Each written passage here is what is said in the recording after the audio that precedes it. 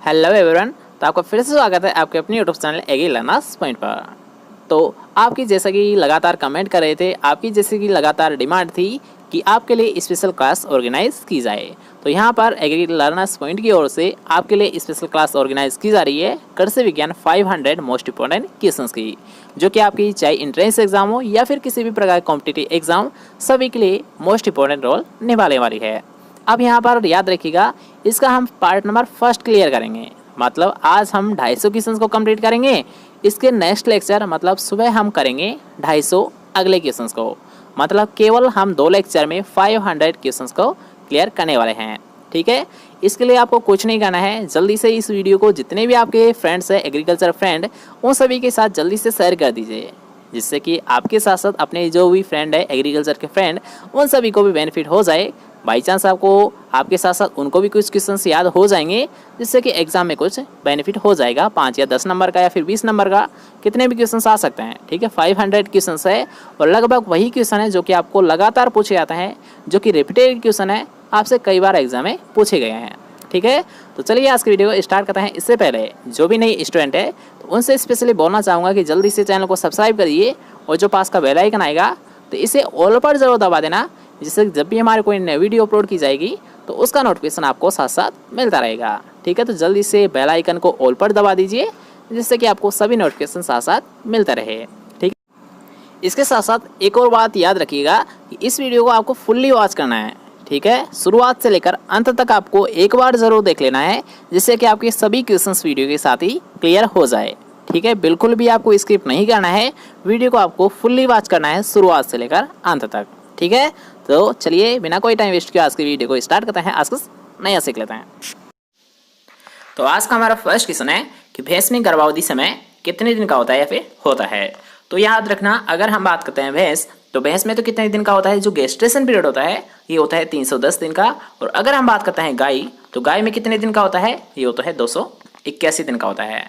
दोनों को याद रखिएगा, क्योंकि यार हाँ दोनों ही आपसे एग्जाम में पूछे जाते हैं। ठीक है, नेक्स्ट क्वेश्चन की हम बात करते हैं। नेक्स्ट क्वेश्चन एक अच्छा क्वेश्चन, यहाँ कई बार आपसे पूछा गया है कि मुर्गी के शरीर का तापमान कितना होता है। मतलब यहाँ बॉडी टेम्परेचर आपसे पूछा गया है हैन का। ठीक है, बॉडी टेम्परेचर कितना होता है मुर्गी का, ये होता है यहाँ 106 डिग्री फ़ारेनहाइट। कितना होता है, 106 डिग्री फ़ारेनहाइट होता है। नेक्स्ट क्वेश्चन की बात करते हैं। नेक्स्ट क्वेश्चन आपसे पूछा गया है कि दूध में किस तत्व की कमी पाई जाती है। ठीक है, यहाँ पर पूछा गया है किसकी डेफिशिएंसी होती है मिल्क में। ठीक है, आपने ये तो पढ़ा होगा कि दूध का सफ़ेद रंग तो किसके कारण होता है, केसिन के कारण होता है। और अगर हम बात करते हैं, याद रखना, पीला रंग दूध का, तो ये किसके कारण होता है, ये होता है कैरोटीन के कारण होता है। लेकिन अब यहाँ पर आपसे पूछा गया है ऐसा कौन सा तत्व है जिसकी कमी दूध में पाई जाती है। तो कौन सा होता है, याद रखिएगा, लोहा होता है। किसकी कमी पाई जाती है दूध में, ये होती है लोहे की होती है। ठीक है, नेक्स्ट क्वेश्चन की हम बात करते हैं। नेक्स्ट क्वेश्चन एक मोस्ट इंपॉर्टेंट क्वेश्चन है और कई बार आपसे पूछा गया है कि गाय की द्विप्रयोजनी नस्ल कौन सी होती है। तो याद रखिएगा थार पारकर है। कौन सी होती है, याद रखिएगा, डबल पर्पज के लिए जिससे पारा सा है, कौन सी होती है, थार पारकर होती है। याद रखिएगा, कई बार पूछा गया आपसे, एक सिलेक्टेड क्वेश्चन है। ठीक है, नेक्स्ट क्वेश्चन की हम बात करते हैं, जो कि हमने आपको सुबह ही बताया था कि राष्ट्रीय डेयरी अनुसंधान संस्थान कहाँ पर स्थित है। तो अगर याद रखना, अगर आपसे पूछा जाता है राष्ट्रीय डेयरी अनुसंधान संस्थान मतलब नेशनल डेयरी रिसर्च इंस्टीट्यूट, तो ये कहाँ पर स्थित है, ये स्थित है यहाँ करनाल हरियाणा में। NDRI कहाँ पर स्थित है, करनाल हरियाणा में स्थित है। इसकी स्थापना कब की गई थी, याद रखिएगा 1923 में। कहाँ पर की गई थी, बेंगलोर में। और इसे ट्रांसफर कर दिया गया था 1955 में। कहाँ पर कर दिया गया था, इसे 1955 में ट्रांसफर कर दिया गया था करनाल हरियाणा में।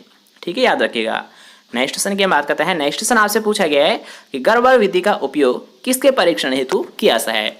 तो याद रखिएगा, गर्भधारण विधि का अगर हम बात करते हैं तो गर्भधारण विधि का उपयोग किसके परीक्षण हेतु किया जाता है, किसके टेस्ट के लिए किया जाता है, ये किया जाता है वसा के टेस्ट के लिए किया जाता है। ठीक है, नेक्स्ट क्वेश्चन आपसे पूछा गया है कि गाय की दुग्ध सिराओं में होता है। मतलब क्या होता है इनकी, यानी जो दुग्ध सिराएं होती है तो इनमें क्या पाया जाता है।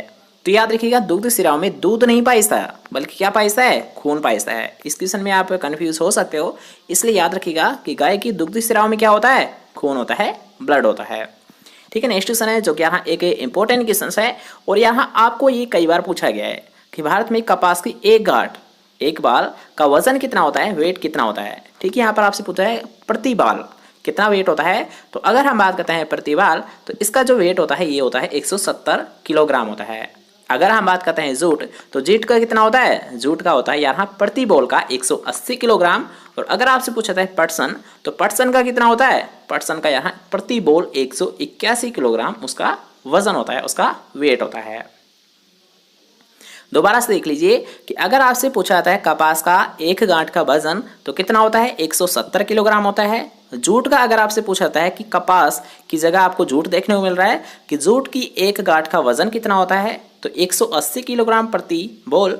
अगर आपसे पूछा जाता है पटसन की प्रति बोल मतलब एक गांठ का वजन कितना होता है, तो वो होता है 181 किलोग्राम। ठीक है, याद रखिएगा, तीनों को आप एक साथ याद रखिएगा क्योंकि यहाँ तीनों में से आपको कोई सा भी क्वेश्चन देखने को मिल सकता है एग्जाम में। ठीक है, नेक्स्ट क्वेश्चन की बात करते हैं। तो नेक्स्ट क्वेश्चन आपसे पूछा गया है कि मक्का की संकर किस्म है, तो इनमें से कौन सी मक्का की संकर किस्म है। तो जो ऑप्शंस आपके दे रखे थे गंगा 11।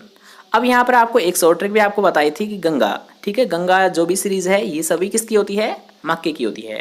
ठीक, गंगा चाहे आप ए ले लो, 2 ले लो, 3 ले लो, 4 ले लो या फिर 5 ले लो, कोई सी भी सीरीज है जो कि गंगा की है वो सभी किसकी होती है, यहाँ मक्का की संकर किस्में होती है। ठीक है, नेक्स्ट क्वेश्चन की बात करते हैं। नेक्स्ट क्वेश्चन आपसे पूछा गया है कि राजस्थान की औसत वार्षिक वर्षा कितनी है। अब याद रखिएगा, एक होती है राजस्थान की, एक होती है भारत की। ठीक है, आपको दोनों ही एग्जाम में पूछी जाती है कि राजस्थान की औसत वार्षिक वर्षा कितनी होती है, मतलब एवरेज जो रेनफॉल होती है ये कितनी होती है। तो अगर आपसे पूछा था राजस्थान के लिए, तो राजस्थान की तो कितनी होती है, 575 mm होती है। याद रखिएगा, राजस्थान की औसत वार्षिक वर्षा कितनी होती है, 575 मिलीमीटर होती है। और अगर आपसे पूछा था सेंटीमीटर में, याद रखिएगा दोनों में ये एग्जाम में पूछा गया है कि आपसे पूछा था एक तो mm में पूछा था, एक आपसे पूछा था सेंटीमीटर में। तो राजस्थान की जो एवरेज रेनफॉल होती है प्रति वर्ष तो वो कितनी होती है, वो होती है यहाँ 575 mm होती है। और अगर आपसे पूछा था सेंटीमीटर में, तो आप इसे mm को सेंटीमीटर में कैसे कन्वर्ट करोगे, कैसे बदलोगे, तो इसे हम यहाँ एक डॉट यहाँ पर लगा देंगे, मतलब यहाँ 57.5 सेंटीमीटर होती है। और अगर आपसे mm में पूछा आता है, मिलीमीटर में अगर आपसे वार्षिक वर्षा पूछी जाती है तो कितनी होती है, 575 mm होती है, मिलीमीटर होती है और 57.5 सेंटीमीटर होती है। ठीक है, ये बात हुई राजस्थान की। अब अगर हम बात करते हैं भारत में वार्षिक वर्षा, औसत वार्षिक वर्षा कितनी होती है, तो ये होती है यहाँ 1190 mm होती है। कितनी होती है, 1190 मिलीमीटर होती है वार्षिक वर्षा भारत में। ठीक है, नेक्स्ट क्वेश्चन की बात करते हैं। तो नेक्स्ट क्वेश्चन आपसे पूछा गया अरहर की इष्टतम बीज दर कितनी होती है। तो याद रखिएगा, अगर हम बात करते हैं इष्टतम बीज दर अरहर की, तो ये होती है 12 से 15 किलोग्राम प्रति हेक्टेयर। कितनी होती है अरहर की सीड रेट, ये होती है 12 से 15 किलोग्राम प्रति हेक्टेयर। नेक्स्ट क्वेश्चन आपसे पूछा गया है कार्थेमस टिंटोरियस किसका वैज्ञानिक नाम होता है। तो कार्थेमस टिंटोरियस किसका होता है, कुसुम का होता है, सेफ फ्लावर का होता है, कुसुम का होता है, सेफ फ्लावर का होता है, क्या होता है, कार्थेमस टिंटोरियस होता है। नेक्स्ट क्वेश्चन आपसे पूछा गया है कि वातावरण में कार्बन डाइऑक्साइड की औसत सांद्रता कितनी होती है। अब यहाँ पर यहाँ वातावरण में आपसे पूछा गया है कार्बन डाइऑक्साइड की सांद्रता। ठीक है, सांद्रता आपसे पूछी गई है, न कि प्रतिशत आपसे पूछा गया है। याद रखिए, ये भी आपको दोनों ही टाइप में एग्जाम में देखने को मिल जाता है ये क्वेश्चन। तो याद रखिएगा, अगर आपसे पूछा था सांद्रता, तो सांद्रता तो कितनी होती है वातावरण में कार्बन डाइऑक्साइड की, ये होती है 300 ppm होती है। अब यहाँ पर ppm की फुल फॉर्म क्या होती है, पार्ट पर मिलियन। याद रखिएगा, ppm की फुल फॉर्म क्या होती है, पार्ट पर मिलियन। ठीक है, अब अगर मान लीजिए आपको सांद्रता में पूछा आता है तो आपको राइट आंसर क्या बताना है, 300 ppm बताना है। लेकिन अगर आपको यहाँ पर प्रतिशत में पूछ लिया है क्वेश्चन, तो आपको क्या बताना है, तो आपको बताना है 0.03% होती है।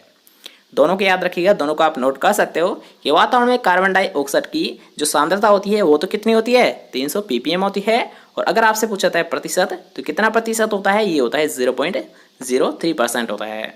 ठीक है, याद रखिएगा। नेक्स्ट क्वेश्चन की हम बात करते हैं। नेक्स्ट क्वेश्चन आपसे पूछा गया है कि वर्षे में नाइट्रोजन स्थिरीकरण करने वाला बैक्टीरिया कौन सा होता है। अब यहाँ पर याद रखिएगा, जो नाइट्रोजन का फिक्सेशन गैस है, नाइट्रोजन का जो फिक्सेशन गैस है ये कौन सा बैक्टीरिया होता है, ये आपसे पूछा गया है। तो मान लीजिए आपको राइजोबियम बैक्टीरिया या फिर राइजोबियम होता है। राइजोबियम तो आप जानते हो कि राइजोबियम स्पीसीज के द्वारा नाइट्रोजन का फिक्सेशन किया है, नाइट्रोजन का स्थिरीकरण है ये राइजोबियम के द्वारा किया है। लेकिन इसकी स्पीसीज आपको याद रखनी है, क्योंकि यहाँ स्पीसीज तो आपसे एग्जाम में पूछी जाती है कि वर्षी में जो नाइट्रोजन का फिक्सेशन किया है, नाइट्रोजन का स्थिरीकरण किया है, वो किस स्पीसीज के द्वारा किया है। तो अगर आपसे पूछता है बरसीम के लिए, तो कौन सी स्पीसीज होती है, यहाँ ट्राइफोलाई होती है। कौन सी स्पीसीज होती है, याद रखिएगा कि बरसीम में नाइट्रोजन स्थिरीकरण करने वाले बैक्टीरिया की ये होती है राइजोबियम ट्राइफोलाई होती है। अब अगर मान लीजिए ये आपको याद नहीं हो रहा है तो आपको ऐसे याद करना है कि बरसीम का जो नाम होता है बोटनिकल नेम ये होता है क्या है, ट्राइफोलियम एल्केजेंड्रम होता है। आपको इसे कैसे याद रखना है यार, हाँ बरसीम का बोटनिकल नेम क्या होता है, इसका होता है ट्राइफोलियम एल्केजेंड्रम होता है। मतलब यहाँ पर आपको क्या दिख रहा है, ट्राइफोलाई दिख रहा है। ठीक है, आपको इसका बोटनिकल नेम में ही, इसके वानस्पतिक नाम में ही क्या दिख रहा है, ट्राइफोलाई दिख रहा है। ठीक है, ट्राइफोलियम मतलब ट्राइफोलाई। तो इसका जो नाइट्रोजन का फिक्सेशन कैसा है, नाइट्रोजन का स्थिरीकरण कैसा है, ये किस बैक्टीरिया स्पीसीज के द्वारा कैसा है, ये कैसा है, ट्राइफोलाई स्पीसीज के द्वारा कैसा है। ठीक है, सिंपल वे में आपको याद हो गया कि किसके द्वारा कैसा है, राइजोबियम ट्राइफोलाई के द्वारा कैसा है। ठीक है, नेक्स्ट क्वेश्चन की हम बात करते हैं। तो नेक्स्ट क्वेश्चन आपसे पूछा गया आवश्यक पादप हो सकता है तो नहीं है। तो यार हाँ, पौधों को आयोडीन की जरूरत नहीं होती है। नेक्स्ट क्वेश्चन की हम बात करते हैं। नेक्स्ट क्वेश्चन यहाँ एक सिलेक्टेड क्वेश्चन है, एक वेरी वेरी इंपॉर्टेंट क्वेश्चन है कि आलू से ट्यूबर या कंद बनने के लिए सबसे अनुकूल तापमान कितना होता है। मतलब यहाँ पर आपसे पूछा है ऑप्टिमम जो टेम्परेचर होता है, उपयुक्त जो तापमान होता है वो कितना होता है। तो याद रखिए कंद बनने के लिए ये होता है 18 डिग्री सेंटीग्रेड तापमान होता है।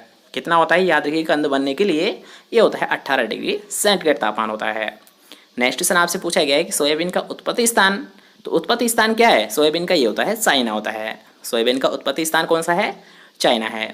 ठीक है, नेक्स्ट क्वेश्चन की बात करते हैं। नेक्स्ट क्वेश्चन आपसे पूछा गया है कि सिंगल सुपर फास्फेट में सल्फर की प्रतिशत मात्रा कितनी होती है। तो याद रखिएगा अगर आपसे पूछा था एसएसपी, तो एसएस में सल्फर तो कितना होता है 12% होता है। और अगर आपसे पूछता है फास्फोरस, तो फास्फोरस कितना होता है, इसमें होता है 16% होता है। याद रखिएगा आपसे पूछा जा सकता है कि सिंगल सुपर फास्फेट में फास्फोरस कितना होता है 16% होता है और सल्फर कितना होता है 12% होता है। दोनों को याद रखिएगा, स्पेशली आपसे पूछा जा सकता है। ठीक है, कि सल्फर 12% और फास्फोरस 16% पाया है। नेक्स्ट क्वेश्चन आपसे पूछा गया है कि कैंट एक प्रमुख किस्म है। तो याद रखिएगा अगर हम बात करते हैं कैंट, तो याद रखिएगा ये किसकी होती है, जई की भी होती है और सोयाबीन की भी होती है। ठीक है, आप दोनों को नोट कर सकते हो क्योंकि यहाँ ब्रागली और कैंट ये तीनों ही वेराइटी किसकी होती है, सोयाबीन की होती है। लेकिन आपसे यहाँ पर पूछा गया केवल कैंट, तो यहाँ केवल कैंट किसकी होती है, जई की होती है और सोयाबीन की भी होती है। याद रखिएगा कैंट किसकी होती है, ये जई की भी होती है और सोयाबीन की भी वेराइटी होती है। ठीक है, नेक्स्ट क्वेश्चन की हम बात करते हैं। नेक्स्ट क्वेश्चन यार एक अच्छा क्वेश्चन है, आपसे कई बार पूछा गया है कि हृदय रोगी के लिए कौन सा खाद्य तेल उपयुक्त होता है। यहाँ पर आपको दे रखा है यार हार्ट जो पेशेंट होते हैं तो उनके लिए कौन सा खाद्य तेल उपयुक्त होता है। तो याद रखिएगा सूरजमुखी का भी अच्छा होता है और कुसुम का भी अच्छा होता है। किस किस का होता है यार, हार्ट पेशेंट के लिए ये सूरजमुखी का भी होता है और कुसुम का भी होता है। ठीक है, नेक्स्ट क्वेश्चन की हम बात करते हैं। तो नेक्स्ट क्वेश्चन आपसे पूछा गया है कि इसबगोल पैदा करने में मुख्य जिला कौन सा होता है। तो याद रखिएगा अगर आपसे पूछा था इसबगोल पैदा करने का मुख्य जिला, तो सबसे ज़्यादा जो कियासा है मतलब 40%। याद रखिएगा टोटल का जो 40% जो इसबगोल पैदा कियासा है ये कहाँ पर कियासा है, जालौर में कियासा है। कहाँ पर कियासा है, जालौर में कियासा है। नेक्स्ट क्वेश्चन की हम बात करते हैं। नेक्स्ट क्वेश्चन आपसे पूछा गया है कि फूल गोभी में भूरापन की कमी के कारण होता है। मतलब ऐसा कौन सा तत्व है जिसके कारण भूरापन रोग फूल गोभी में हो जाता है। अब यहाँ पर आपको मैंने बताया था कि भूरापन मतलब ब्राउनिंग, तो ब्राउनिंग से ही आपको स्पष्ट हो रहा है कि जो फूल गोभी में जो ब्राउनिंग रोग होता है ये किस तत्व की कमी से होता है, ये होता है बोरोन तत्व की कमी से होता है। ब्राउनिंग से ही आपको पता चल जाएगा क्योंकि ब्राउनिंग से स्पष्ट हो रहा है बोरोन तत्व की कमी। ठीक है, नेक्स्ट क्वेश्चन की हम बात करते हैं। तो नेक्स्ट क्वेश्चन आपसे पूछा गया है कौन सा फल उष्ण जलवायु का है। ठीक है, यहाँ पर आपसे पूछा है उष्ण जलवायु का कौन सा फल है, तो कौन सा होता है, आम होता है। ठीक है, नेक्स्ट क्वेश्चन की हम बात करते हैं। नेक्स्ट क्वेश्चन आपसे पूछा गया है कि कद्दू की बीज दर किलोग्राम प्रति हेक्टेयर कितनी होती है। तो इसकी अगर हम बात करते हैं कद्दू की सीड रेट, तो ये होती है 5 से 6 किलोग्राम प्रति हेक्टेयर। कितनी होती है, याद रखिएगा 5 से 6 किलोग्राम प्रति हेक्टेयर कद्दू की सीड रेट होती है प्रति हेक्टेयर। ठीक है, नेक्स्ट क्वेश्चन की हम बात करते हैं। नेक्स्ट क्वेश्चन आपसे पूछा गया है कि बेर में वानस्पतिक, याद रखिएगा यहाँ पर आपसे पूछा गया है कि बेर में वानस्पतिक प्रबंधन की प्रचलित विधि है। मतलब यहाँ पर आपसे पूछा गया है कि जो प्रोपेशन कैसा है, जो प्रवर्धन कैसा है बेर में, ये किसके द्वारा कैसा है। तो ये कैसा है, कलिकायन के द्वारा कैसा है। किसके द्वारा कैसा है, जो कलिकायन मेथड होता है उसके द्वारा कैसा है। लेकिन अगर आपसे यहाँ पर पूछा जाता है जैसे कि मान लीजिए कलिकायन भी कई प्रकार की होती है, जैसे कि टी हुई, वी हुई, उल्टा टी हुआ, कई प्रकार की होती है। लेकिन अगर हम बात करते हैं बेर, तो बेर में यहाँ एक तो टी और एक रिंग, याद रखिएगा 2 प्रकार के मुख्यतः यूज किया जाता है, एक तो टी कलिकायन और एक रिंग कलिकायन का मुख्यतः प्रयोग किया जाता है। ठीक है, नेक्स्ट क्वेश्चन की हम बात करते हैं। नेक्स्ट क्वेश्चन आपसे पूछा गया है कि सुनहरी क्रांति का संबंध है। तो याद रखिएगा, अगर हम बात करते हैं गोल्डन रेवोल्यूशन, ठीक है, सुनहरी क्रांति मतलब गोल्डन रेवोल्यूशन, तो गोल्डन रेवोल्यूशन का संबंध किससे होता है? फल उत्पादन से संबंध होता है। किससे संबंध होता है? सुनहरी क्रांति का ये होता है, याद रखिएगा, फल उत्पादन से संबंध होता है। और अगर हम बात करते हैं इसका फादर किसे बोला जाता है, मतलब फादर ऑफ गोल्डन रेवोल्यूशन किसे बोला जाता है, तो वो बोला जाता है डॉक्टर के.एल. चड्ढा को बोला जाता है। किसे बोला जाता है? Doctor KL. चड्ढा को बोला जाता है।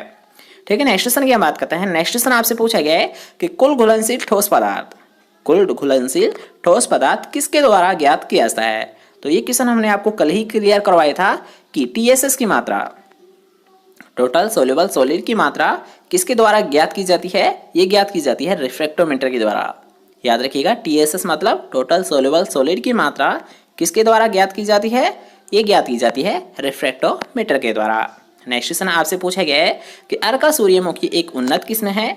तो अगर हम बात करते हैं, याद रखिएगा, अर्का सूर्यमुखी, तो ये किसकी होती है? कद्दू की होती है। नेक्स्ट क्वेश्चन है जो कि यहाँ एक अच्छा क्वेश्चन है, आपसे पूछा गया है कई बार एग्जाम में कि फलों को पकाने में उपयोगी हार्मोन कौन सा होता है? तो होता है यहाँ इथाइलिन हार्मोन होता है। फलों को पकाने में कौन सा उपयोगी हार्मोन है? वो होता है यहाँ इथाइलिन होता है। और इथाइलिन मुख्यतः यहाँ दो प्रकार का होता है। कौन कौन सा होता है? एक होता है गैस फॉर्म में, एक होता है द्रव रूप में। तो अगर हम बात करते हैं यहाँ गैस फॉर्म में कौन सा होता है, तो इथेफोन होता है। कौन सा होता है? इथेफोन गैसीय फॉर्म में होता है। और द्रव फॉर्म में कौन सा होता है? इथेरेल होता है। इथेरेल होता है द्रव फॉर्म में, और गैस फॉर्म में कौन सा होता है? इथेफोन होता है। इथेफोन का प्रयोग मुख्यतः यहाँ गन्ना फसल में किया जाता है। ये याद रखिएगा, ये क्वेश्चन आपसे पूछा जा सकता है कि जो इथेफोन का यूज किया जाता है ये किस फसल में किया जाता है? ये किया जाता है गन्ना फसल में किया जाता है। और इथेरेल का सबसे ज्यादा प्रयोग कहाँ पर किया जाता है? केले के लिए किया जाता है। किसके लिए किया जाता है? केले के लिए किया जाता है। ठीक है, याद रखिएगा। नेक्स्ट क्वेश्चन की बात करते हैं। नेक्स्ट क्वेश्चन आपसे पूछा गया है कि किस फल में विटामिन सी की सर्वाधिक मात्रा पाई जाती है? तो अब यहाँ पर याद रखिएगा, विटामिन सी की मात्रा आपसे पूछी गई है।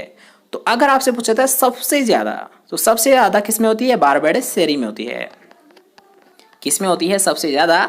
ये होती है यहाँ बारबेडस सेरी। लेकिन जब आपको मान लीजिए ऑप्शन में बारबेडस सेरी नहीं देखने को मिल रहा है, तब आपका राइट आंसर क्या होगा? यहाँ आंवले में होता है। ठीक है, मान लीजिए अगर आपको आंवला देखने को मिल रहा है ऑप्शन में, तो आपका राइट आंसर क्या होगा? आंवला होगा। लेकिन मान लीजिए आंवला और बारबेडस सेरी आपको दोनों ही जब ऑप्शन में देखने को मिल रहे हैं, तब आपका राइट आंसर क्या होगा? बारबेडस सेरी, क्योंकि यहाँ आंवले से ज्यादा विटामिन सी किस में पाया जाता है? बारबेडस चेरी में पाया जाता है। ठीक है, बारबेडस सेरी से कम किस में पाया जाता है? आंवले में। आंवले से कम किस में पाया जाता है? अमरूद में पाया जाता है। ठीक है, इन तीनों को आपको स्पेशली याद रखना है। नेक्स्ट क्वेश्चन आपसे पूछा है, जेली में कुल घुलनशील ठोस पदार्थ। कुल घुलनशील ठोस पदार्थ का मतलब क्या होता है? टीएसएस कितना होता है? ठीक है, तो इसमें टीएसएस की मात्रा कितनी होती है? 65% होती है। और अगर आपसे पूछा था जैम में टीएसएस की मात्रा, तो ये होती है 65 से 68% होती है। याद रखिएगा, जैम में थोड़ा सा अधिक होता है, मतलब 65 से 68% है। और अगर आपसे पूछता है जेली, तो जेली में कितना होता है? कुल घुलनशील ठोस पदार्थ ये होता है 65% होता है। ठीक है, याद रखिएगा। नेक्स्ट क्वेश्चन आपसे पूछा है, एप्पल कलर एक किस्म है, तो ये किसकी होती है? ये होती है, याद रखिएगा, अमरूद की होती है। एप्पल कलर किसकी महत्वपूर्ण वेराइटी होती है? ये होती है अमरूद की होती है।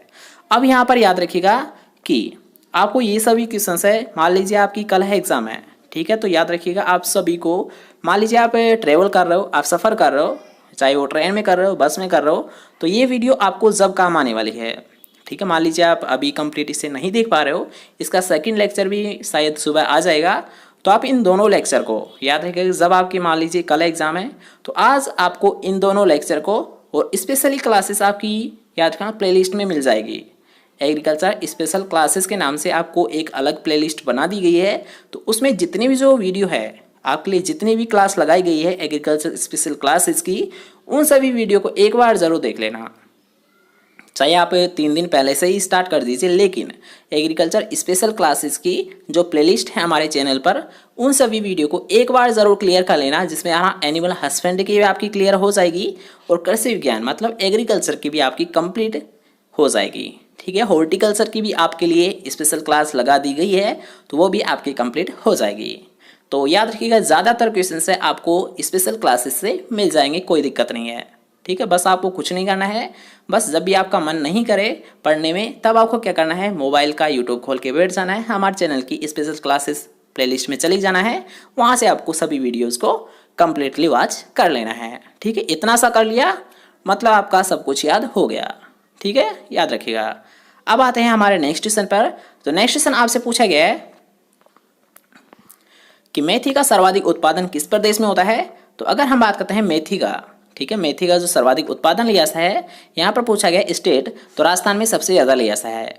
और अगर हम बात करते हैं राजस्थान में सबसे ज़्यादा कहाँ पर लिया सा है, तो नागौर में लिया सा है। याद रखिएगा, मेथी का सर्वाधिक उत्पादन कहाँ पर किया सा है, नागौर में किया सा है। ठीक है, नेक्स्ट क्वेश्चन की हम बात करते हैं। नेक्स्ट क्वेश्चन आपसे पूछा गया है कि एक वयस्क व्यक्ति को औसत दैनिक सब्जी आवश्यक होती है। मतलब यहाँ एक व्यक्ति को प्रतिदिन कितनी सब्जी की आवश्यकता होती है, तो वो होती है यहाँ 300 ग्राम प्रति व्यक्ति प्रतिदिन। याद रखिएगा, एक जो व्यक्ति होता है तो उसे 300 ग्राम प्रति व्यक्ति प्रतिदिन आवश्यक होती है सब्जी की। अब याद रखिएगा, इन 300 ग्राम में क्या आ जाता है, जैसे कि मान लीजिए कोई रूट की सब्जी है, कोई स्टेम की सब्जी है, कोई लीव्स की उत्पत्ति है, मतलब यहाँ लीव्स की सब्जी है। मतलब इन 300 ग्राम में आपको सभी प्रकार की सब्जियों को खाना है। ठीक है, ये रिक्वायरमेंट बताई जाती है ICMR के द्वारा।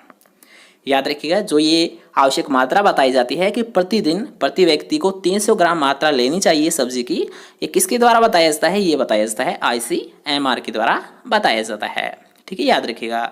नेक्स्ट क्वेश्चन आपसे पूछा जा सकता है कि टोगनबर्ग एक विदेशी नस्ल है, तो किसकी होती है, ये होती है बकरी की होती है। टोगनबर्ग किसकी नस्ल होती है, किसकी ब्रीड होती है, ये होती है बकरी की होती है। नेक्स्ट क्वेश्चन आपसे पूछा गया है कि कुसुम के बीज में तेल की मात्रा कितनी % होती है। अब याद रखिएगा, ये जो क्वेश्चन है, ठीक है, यहाँ पर जो आपका राइट आंसर बताया गया है ये ऑप्शंस के अकॉर्डिंग आपको बताया गया है। ठीक है, याद रखिएगा, जो तेल की मात्रा है कुसुम में ये कितनी होती है, 30 से 35% होती है। ठीक है, इसको आप एक बार मैच कर लीजिएगा, क्योंकि यहाँ पर जो राइट आंसर आपको दे रखा है ये ऑप्शंस के अकॉर्डिंग दे रखा है। ठीक है, इसलिए आप एक बार ज़रूर देख लेना कुसुम के जो बीज में तेल की मात्रा होती है ये कितनी % होती है। ठीक है, नेक्स्ट क्वेश्चन की हम बात करते हैं कि अंधी गुड़ाई संभव है। तो अंधी गुड़ाई किस में की जाती है, ये की जाती है गन्ने में की जाती है। किस में की जाती है, गन्ने में की जाती है। अब ये अंधी गुड़ाई होती क्या है, ये भी तो आपको पता होना चाहिए। तो याद रखिएगा, ब्लाइंड होइंग। सबसे पहले तो यार इसे इंग्लिश में क्या बोला सा है, ब्लाइंड होइंग बोला सा है, ब्लाइंड होइंग बोला सा है। अब ये होता क्या है कि मान लीजिए आपने गन्ने की सोविंग कर दी, बुआई कर दी, तो इसका अंकुरण होने से पूर्व हम क्या करते हैं, होइंग कर देते हैं। क्या करते हैं, हम होइंग कर देते हैं। तो इसी को ही बोला जाता है ब्लाइंड होइंग। मतलब जर्मिनेशन से पहले होइंग करना क्या कहलाता है, ब्लाइंड होइंग कहलाता है। ठीक है, याद हुआ क्वेश्चन। नेक्स्ट क्वेश्चन की बात करते हैं। जैसे कि हमने आपको अभी बताया था कि भारत की औसत वार्षिक वर्षा कितनी होती है, 1190 मिलीमीटर होती है। भारत की औसत वार्षिक वर्षा कितनी होती है, 1190 मिलीमीटर होती है। और राजस्थान की कितनी होती है, 575 मिलीमीटर होती है। ठीक है, याद रखिएगा। नेक्स्ट क्वेश्चन की हम बात करते हैं। नेक्स्ट क्वेश्चन आपसे पूछा गया है वातावरण में कार्बन डाइऑक्साइड की मात्रा होती है, मतलब कितने % होती है, यहाँ पर आपसे पूछा गया है। तो हमने आपको बताया था कि अगर आपसे पूछा था सांद्रता में, तो सांद्रता में तो कितनी होती है कार्बन डाइऑक्साइड की मात्रा, ये होती है 300 ppm होती है। कितनी होती है, 300 ppm होती है। और अगर आपसे पूछा था प्रतिशत में, तो प्रतिशत में कितना होता है, 0.03% होता है। याद रखिएगा, दोबारा से देख लीजिए, ये एक अच्छा क्वेश्चन है, आपको कई बार पूछा गया है एग्जाम में कि वातावरण में कार्बन डाइऑक्साइड की मात्रा कितनी होती है। अगर आपसे पूछा था प्रतिशत, तो प्रतिशत में आपको कितना बताना है, 0.03% होता है। और अगर आपसे पूछा था सांद्रता, तो सांद्रता कितनी होती है, 300 ppm होती है। ठीक है, याद रखिएगा। नेक्स्ट क्वेश्चन की हम बात करते हैं। नेक्स्ट क्वेश्चन आपसे पूछा गया है कि मेथी का वैज्ञानिक नाम क्या होता है। तो मेथी का वैज्ञानिक नाम क्या है, ट्राइगोनेला फोइनम। याद रखिएगा, मेथी का वैज्ञानिक नाम क्या होता है, ट्राइगोनेला फोइनम ग्रेकम होता है। नेक्स्ट क्वेश्चन यहाँ एक इंपॉर्टेंट क्वेश्चन है, एक वेरी वेरी इंपॉर्टेंट क्वेश्चन है। याद रखिएगा कि स्टूलिंग किस फसल में प्रचलित प्रवर्धन विधि है। मतलब जो प्रोपेशन कैसा है, प्रवर्धन मतलब जो प्रोपेशन कैसा है, ये किस फसल में कैसा है, ये कैसा है, अमरूद में कैसा है, स्टूलिंग। याद रखिएगा, स्टूलिंग को माउंट लेयरिंग के नाम से भी जाना जाता है। ठीक है, माउंट जो मेथड होता है उसके नाम से भी इसे जाना जाता है। वैसे आपको जो ज़्यादातर पूछा जाता है एग्जाम में, ये स्टूलिंग ही पूछा जाता है। ठीक है, स्टूलिंग ही के ही नाम से आपको एग्जाम में ये क्वेश्चन देखने को मिल जाता है। तो आपको डायरेक्ट याद रखना है कि स्टूलिंग किस फसल में प्रचलित प्रवर्धन विधि है, ये होता है अमरूद में होता है। ठीक है, नेक्स्ट क्वेश्चन की हम बात करते हैं। नेक्स्ट क्वेश्चन आपसे पूछा गया है कि संकर बैंगन में बीज की दर कितनी होती है। यहाँ पर आपसे पूछा है बीज की दर मतलब सीड रेट कितनी होती है हाइब्रिड स्प्रिंजल की। तो कितनी होती है, याद रखिएगा, संकर बैंगन की बीज दर ये होती है 250 ग्राम प्रति हेक्टेयर। कितनी होती है, याद रखिएगा, शंकर बैंगन की बीज दर ये होती है 250 ग्राम प्रति हेक्टेयर होती है। ठीक है, नेक्स्ट क्वेश्चन की हम बात करते हैं। तो नेक्स्ट क्वेश्चन आपसे पूछा गया एक कॉमन क्वेश्चन है और कई बार आपसे पूछा गया है कि फूल गोभी में विप्टेल किस तत्व की कमी से होता है। तो आप सभी को पता है किससे होता है, यहाँ विप्टेल रोग ये होता है मोलिब्डेनम तत्व की कमी से होता है। याद रखिएगा, एक कॉमन क्वेश्चन है, एक सिलेक्टेड क्वेश्चन है और परमानेंट क्वेश्चन है। ठीक है, फूल गोभी में विप्टेल रोग किस तत्व की कमी से होता है, मोलिब्डेनम तत्व की कमी से होता है।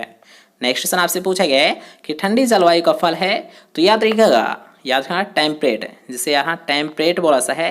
तो टेम्परेट क्लाइमेट के कौन कौन से फ्रूट होते हैं, वो होते हैं सेब और नाशपाती होते हैं। ठंडी जलवायु या फिर टेम्परेट क्लाइमेट के कौन से होते हैं, वो होते हैं सेब और नाशपाती होते हैं।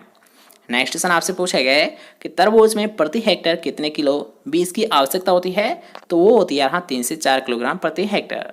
तरबूज में प्रति हेक्टेयर कितने किलोग्राम बीज की आवश्यकता होती है, ये होती है 3 से 4 किलोग्राम प्रति हेक्टेयर। ठीक है, नेक्स्ट क्वेश्चन है।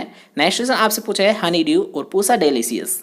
हनी ड्यू, कुर्ग हनी ड्यू या फिर पूसा डेलिशियस, ये दोनों ही किसकी होती है, ये होती है पपीते की होती है। किसकी होती है यहाँ, हनी ड्यू और पूसा डेलिशियस, ये किस में होती है, पपीते की होती है। ठीक है, नेक्स्ट क्वेश्चन की हम बात करते हैं। नेक्स्ट क्वेश्चन आपसे पूछा गया है कि फसलों को पानी से बचाने के लिए, फसलों को पाले से बचाने के लिए कितने % सल्फ्यूरिक अम्ल का हम छिड़काव करेंगे। अब याद रखिए, यहाँ पर आपसे पूछे है सल्फ्यूरिक अम्ल, तो सल्फ्यूरिक अम्ल का फॉर्मूला भी तो आपको पता होना चाहिए कि H2SO4। H2SO4 का जो प्रयोग किया जाता है, तो ये कितना % इसका छिड़काव किया जाता है। तो याद रखिएगा, फसलों को पाले से बचाने के लिए सल्फ्यूरिक अम्ल जिसका फॉर्मूला होता है H2SO4, इसका कितने % का छिड़काव किया जाता है, केवल यहाँ केवल और केवल 0.1% का छिड़काव किया जाता है। याद रखिएगा, ये भी एक सिलेक्टेड क्वेश्चन है और कई बार आपसे पूछा गया है कि पाले से बचाने के लिए सल्फ्यूरिक अम्ल का कितना % छिड़काव किया जाता है, ये किया जाता है 0.1% किया जाता है।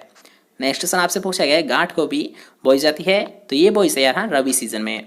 ठीक है, नेक्स्ट क्वेश्चन की हम बात करते हैं। नेक्स्ट क्वेश्चन आपसे पूछा गया है कि जैम में कुल घुलनशील ठोस पदार्थ की मात्रा होती है। तो ये क्वेश्चन आपको अभी बताया था हमने कि जेली में आपसे पूछा जाता है TSS की मात्रा, कुल घुलनशील ठोस पदार्थ, तो ये कितना होता है, 65% होता है। और अगर आपसे पूछा जाता है जैम, तो जैम में कितना होता है TSS, ये होता है 65 से 68% होता है। याद रखिएगा, जेली में कितना 65% और जैम में कितना 65 से 68%।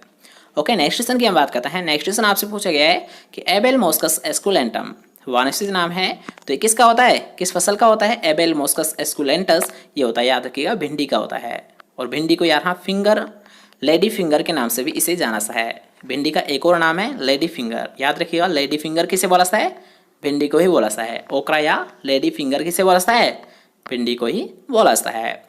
नेक्स्ट क्वेश्चन आपसे पूछा गया है कि मानव आहार में प्रतिदिन सब्जियों की आवश्यकता होती है, तो कितनी होती है, अभी आपको बताया गया था 300 ग्राम की होती है प्रति व्यक्ति प्रतिदिन। और ये जो मात्रा दी जाती है 300 ग्राम, ये किस संस्था के द्वारा दी जाती है, ये दी जाती है ICMR के द्वारा दी जाती है। किसके द्वारा दी जाती है ये सांद्रता या फिर ये जो मात्रा दी जाती है प्रतिदिन, ये दी जाती है ICMR के द्वारा। ठीक है, नेक्स्ट क्वेश्चन हम बात करेंगे। नेक्स्ट क्वेश्चन आपसे पूछा गया है कि बूंद बूंद सिंचाई सबसे अधिक उपयोगी है, तो ये किन फसलों के लिए होती है, याद रखिएगा, ड्रिप इरिगेशन। तो ड्रिप इरिगेशन सबसे अधिक उपयुक्त होती है फल वाली सब्जियों के लिए या फिर फल वाली फसलों के लिए। ठीक है, फ्रूट्स जो क्रॉप होती है, वैसे तो यहाँ फल और सब्जियों दोनों के लिए होती है, लेकिन मुख्यतः याद रखिएगा, यहाँ पर आपसे पूछा है मुख्यतः यानी सबसे ज़्यादा कहाँ पर इनका प्रयोग किया जाता है, ड्रिप इरिगेशन का। तो ड्रिप इरिगेशन का सबसे ज़्यादा प्रयोग किया जाता है फ्रूट क्रॉप्स के लिए। ठीक है, याद रखिएगा। अब अगर हम बात करते हैं बूंद बूंद सिंचाई मतलब ड्रिप इरिगेशन है, इसे कहाँ से लाया गया था, भारत में। तो याद रखिएगा, जो ड्रिप इरिगेशन है इसे लाया गया था इजराइल से। कहाँ से लाया गया था, इजराइल से इसे लाया गया था भारत में।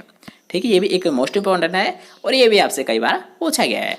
नेक्स्ट क्वेश्चन आपसे पूछा गया है कि एकांतर फलन समस्या है, तो ये क्वेश्चन हमने आपको कई बार बताया है कि एकांतर फलन किसकी समस्या होती है, आम फसल की होती है।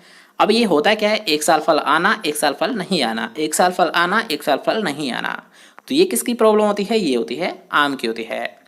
ठीक है, नेक्स्ट क्वेश्चन की हम बात करते हैं। नेक्स्ट क्वेश्चन आपसे पूछा गया है कि गोला की एक किस्म है, मतलब किसकी होती है गोला, तो ये आम की नहीं होती बल्कि बेर की होती है। याद रखिएगा, गोला किसकी किस्म होती है, बेर की किस्म होती है।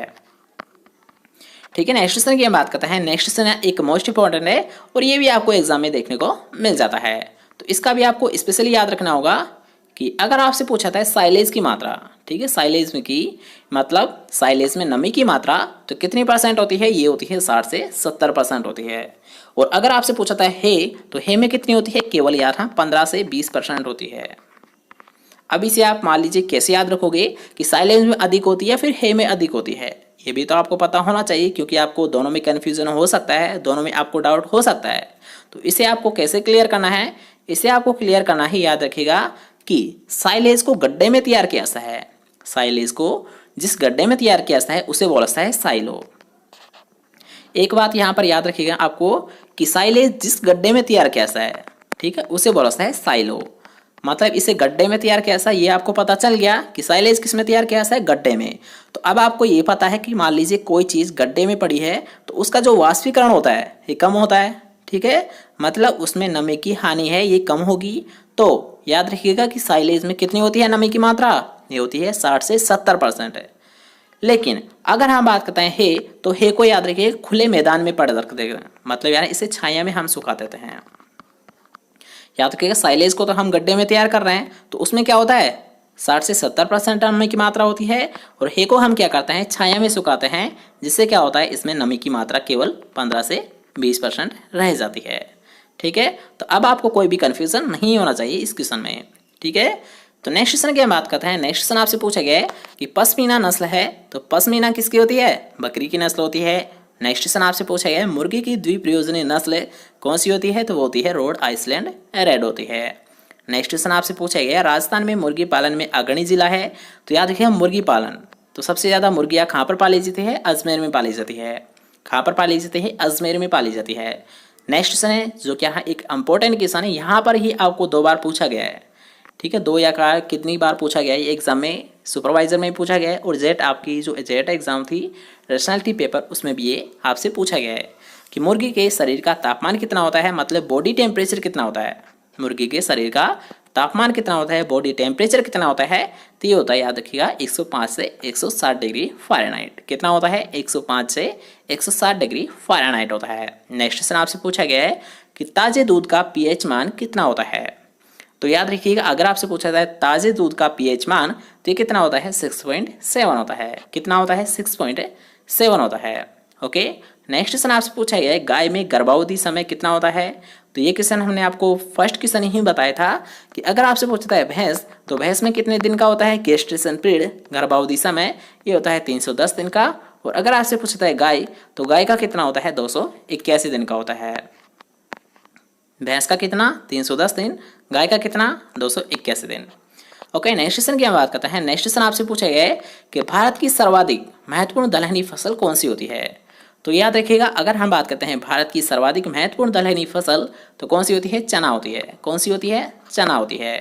ठीक है, नेक्स्ट क्वेश्चन की हम बात करते हैं कि कौन सी फसल गरीब आदमी की मित्र फसल कहलाती है। याद रखिएगा ये भी एक अच्छे क्वेश्चन है, कॉमन क्वेश्चन है कि ऐसी कौन सी फसल है जिसे हम गरीब आदमी का मित्र के नाम से जाना जाता है, तो कौन सी होती है, आलू होती है। यार हाँ, आलू फसल को गरीब आदमी का मित्र बोला जाता है। आलू फसल को गरीब आदमी का मित्र बोला जाता है। नेक्स्ट क्वेश्चन आपसे पूछा गया है कि डेड हार्ट बीमारी किससे संबंधित है, मतलब ऐसी कौन सी फसल है जिसमें डेड हार्ट बीमारी होती है, तो डेड हार्ट याद रखना गन्ने में होती है। डेड हार्ट किसकी बीमारी होती है, गन्ने की होती है। और अगर आपसे पूछते हैं ब्लैक हार्ट, तो ब्लैक हार्ट किसकी होती है, आलू की बीमारी होती है। याद रखिएगा डेड हार्ट तो किसकी होती है, गन्ने की होती है, और ब्लैक हार्ट किसकी होती है, आलू की बीमारी होती है। ठीक है, नेक्स्ट क्वेश्चन की बात करते हैं। नेक्स्ट क्वेश्चन यहाँ एक वेरी वेरी इंपॉर्टेंट क्वेश्चन है और ये आपको एग्जाम में देखने को मिल सकता है कि सरसों की फली को किस नाम से जाना चाहिए या फिर क्या कहते हैं, तो यहाँ सरसों की फली को सिलिकुआ कहते हैं। क्या कहते हैं, सरसों की फली को सिलिकुआ कहते हैं। ठीक है, नेक्स्ट क्वेश्चन की हम बात करते हैं। नेक्स्ट क्वेश्चन आपसे पूछा गया है कि गेहूं की सिंचाई हेतु कौन सी विधि उपयुक्त है, तो अगर हम बात करते हैं गेहूं में सिंचाई की विधि तो कौन सी उपयुक्त होती है, क्यारी विधि होती है। याद रखिएगा गेहूं में सिंचाई हेतु कौन सी विधि उपयुक्त होती है, क्यारी विधि होती है। और क्यारी विधि को एक और नाम से जाना जाता है, क्या बोला जाता है, चेक बेसिन के नाम से भी इसे जाना जाता है। क्यारी विधि का एक याद रखिएगा सेकेंड नाम क्या होता है, चेक बेसिन। और इसके साथ साथ एक और पॉइंट आपको ध्यान रखना है कि क्यारी विधि जो हम यूज़ करते हैं क्यारी, तो इसमें एक मुख्य नुकसान होता है। क्या होता है यार, हम भूमि का इसमें नुकसान होता है। क्योंकि आपको ये पता चल गया कि क्यारी विधि है, तो क्यारी में हम क्या करते हैं, अलग अलग क्यारियाँ बनाते हैं, उनके लिए हम क्या करते हैं, मेड का निर्माण करते हैं। तो इन मेड में क्या होता है, यहाँ जो हमारी भूमि होती है तो इसका ज़्यादा खर्च हो जाता है। ठीक है, ये भी क्वेश्चन आपसे पूछा जा सकता है कि क्यारी विधि होती है तो इसकी एक मुख्य नुकसान आप बताइए। तो क्या होता है, इसमें भूमि है हमारी वो ज़्यादा खर्च हो जाती है। ठीक है, याद रखिएगा। नेक्स्ट क्वेश्चन आपसे पूछा गया है कि वायु की गति नापने का यंत्र कौन सा होता है, तो कौन सा होता है, वेग मापी होता है। ठीक है, याद रखिएगा कि वायु गति नापने के लिए किसका यंत्र का प्रयोग कैसा है, ये कैसा है, वेग मापी। और अगर मान लीजिए आपको यहाँ पर वेग मापी, यहाँ एनीमोमीटर को भी बोला सा है। एनीमोमीटर का हिंदी नाम क्या होता है, वेग मापी होता है। ठीक है, अब याद रखिएगा कि एनीमोमीटर का प्रयोग तो विंड स्पीड ज्ञात करने के लिए किया सा है, लेकिन अगर आपसे पूछता है विंड वैन, तो विंड वैन का प्रयोग किसके लिए कैसा है, वायु की दिशा ज्ञात करने के लिए किया सा है। दोबारा से देख लीजिए कि अगर मान लीजिए आपको पूछा था वायु की गति, तो वायु की गति किसके द्वारा ज्ञात की जाती है, एनीमोमीटर के द्वारा। किसके द्वारा ज्ञात की जाती है वायु की गति, ये ज्ञात की जाती है एनीमोमीटर के द्वारा। और अगर आपसे पूछा था वायु की दिशा, तो दिशा किसके द्वारा ज्ञात की जाती है, ये ज्ञात की जाती है विंड वैन के द्वारा। ओके, याद रखिएगा। नेक्स्ट क्वेश्चन आपसे पूछा गया है कि कार्बनिक उर्वरक का उदाहरण है, तो याद है कार्बनिक उर्वरक मतलब ऑर्गेनिक फर्टिलाइजर कौन सा होता है, यूरिया होता है। ऑर्गेनिक फर्टिलाइजर का उदाहरण कौन सा है, यूरिया है। जिसमें याद रखिएगा नाइट्रोजन किस रूप में पाया है, यूरिया में ये पाया है एल्केलाइड, एल्केलाइड। ठीक है, आप तो डायरेक्ट याद रखिएगा कि एमाइड होता है। ठीक है, कि यूरिया में नाइट्रोजन किस रूप में होता है, ये होता है एमाइड रूप में होता है। किस में होता है, एमाइड रूप में होता है। ओके, याद रखिएगा। नेक्स्ट क्वेश्चन आपसे पूछा गया है कि किस फसल को चारे के राजा बोला सा है, तो चारी वाली फसलों का राजा तो बोला सा है बरसीम को, और रानी किसे बोला सा है, रानी बोला सा है मक्का को बोला सा है। याद रखिएगा कि किस फसल को चारे की रानी बोला सा है, तो रानी तो बोला सा है रिंजका को, और राजा किसे बोला सा है, बरसीम को बोला सा है। ठीक है, याद रखिएगा। इसके साथ साथ हमने आपको बताया भी था कि बरसीम को याद रखना एक और नाम दिया गया है, वो क्या दिया गया है, इजिप्शियन क्लोवर दिया गया है। क्या दिया गया है, इजिप्शियन क्लोवर। और अगर आपसे पूछता है रिंजका, तो रिंजका का दूसरा नाम क्या होता है, एल्फा होता है। एल्फा होता है। रिंजका को किस नाम से जाना जाता है, एल्फा के नाम से भी जाना जाता है। और बरसीम को किस नाम से जाना जाता है, इजिप्शियन क्लोवर के नाम से भी जाना जाता है। ठीक है, नेक्स्ट क्वेश्चन की बात करते हैं। तो नेक्स्ट क्वेश्चन आपसे पूछा है तंबाकू में कौन सा एल्कलॉइड होता है, तो अगर हम बात करते हैं तंबाकू में कौन सा एल्कलॉइड, तो ये होता है निकोटीन होता है। तंबाकू में कौन सा एल्कलॉइड होता है, निकोटीन होता है। नेक्स्ट क्वेश्चन आपसे पूछा है गाय की कौन सी नस्ल श्रम कार्य के लिए उपयुक्त होती है, तो वो कौन सी होती है, नागौरी होते हैं। क्योंकि यहाँ नागौरी बैल का प्रयोग मुख्यतः क्या किया जाता है, नागौरी बैल तो आपने नाम तो सुना ही होगा कि नागौरी बैल है, इनका प्रयोग सबसे ज़्यादा कृषि कार्य करने के लिए किया जाता है। इनका सबसे ज़्यादा प्रयोग किसके लिए किया जाता है, ये किया जाता है कृषि कार्य करने के लिए। ठीक है, नेक्स्ट क्वेश्चन आपसे पूछा गया है कि बकरी में रोमन नाक दिखावट वाली नस्ल कौन सी होती है।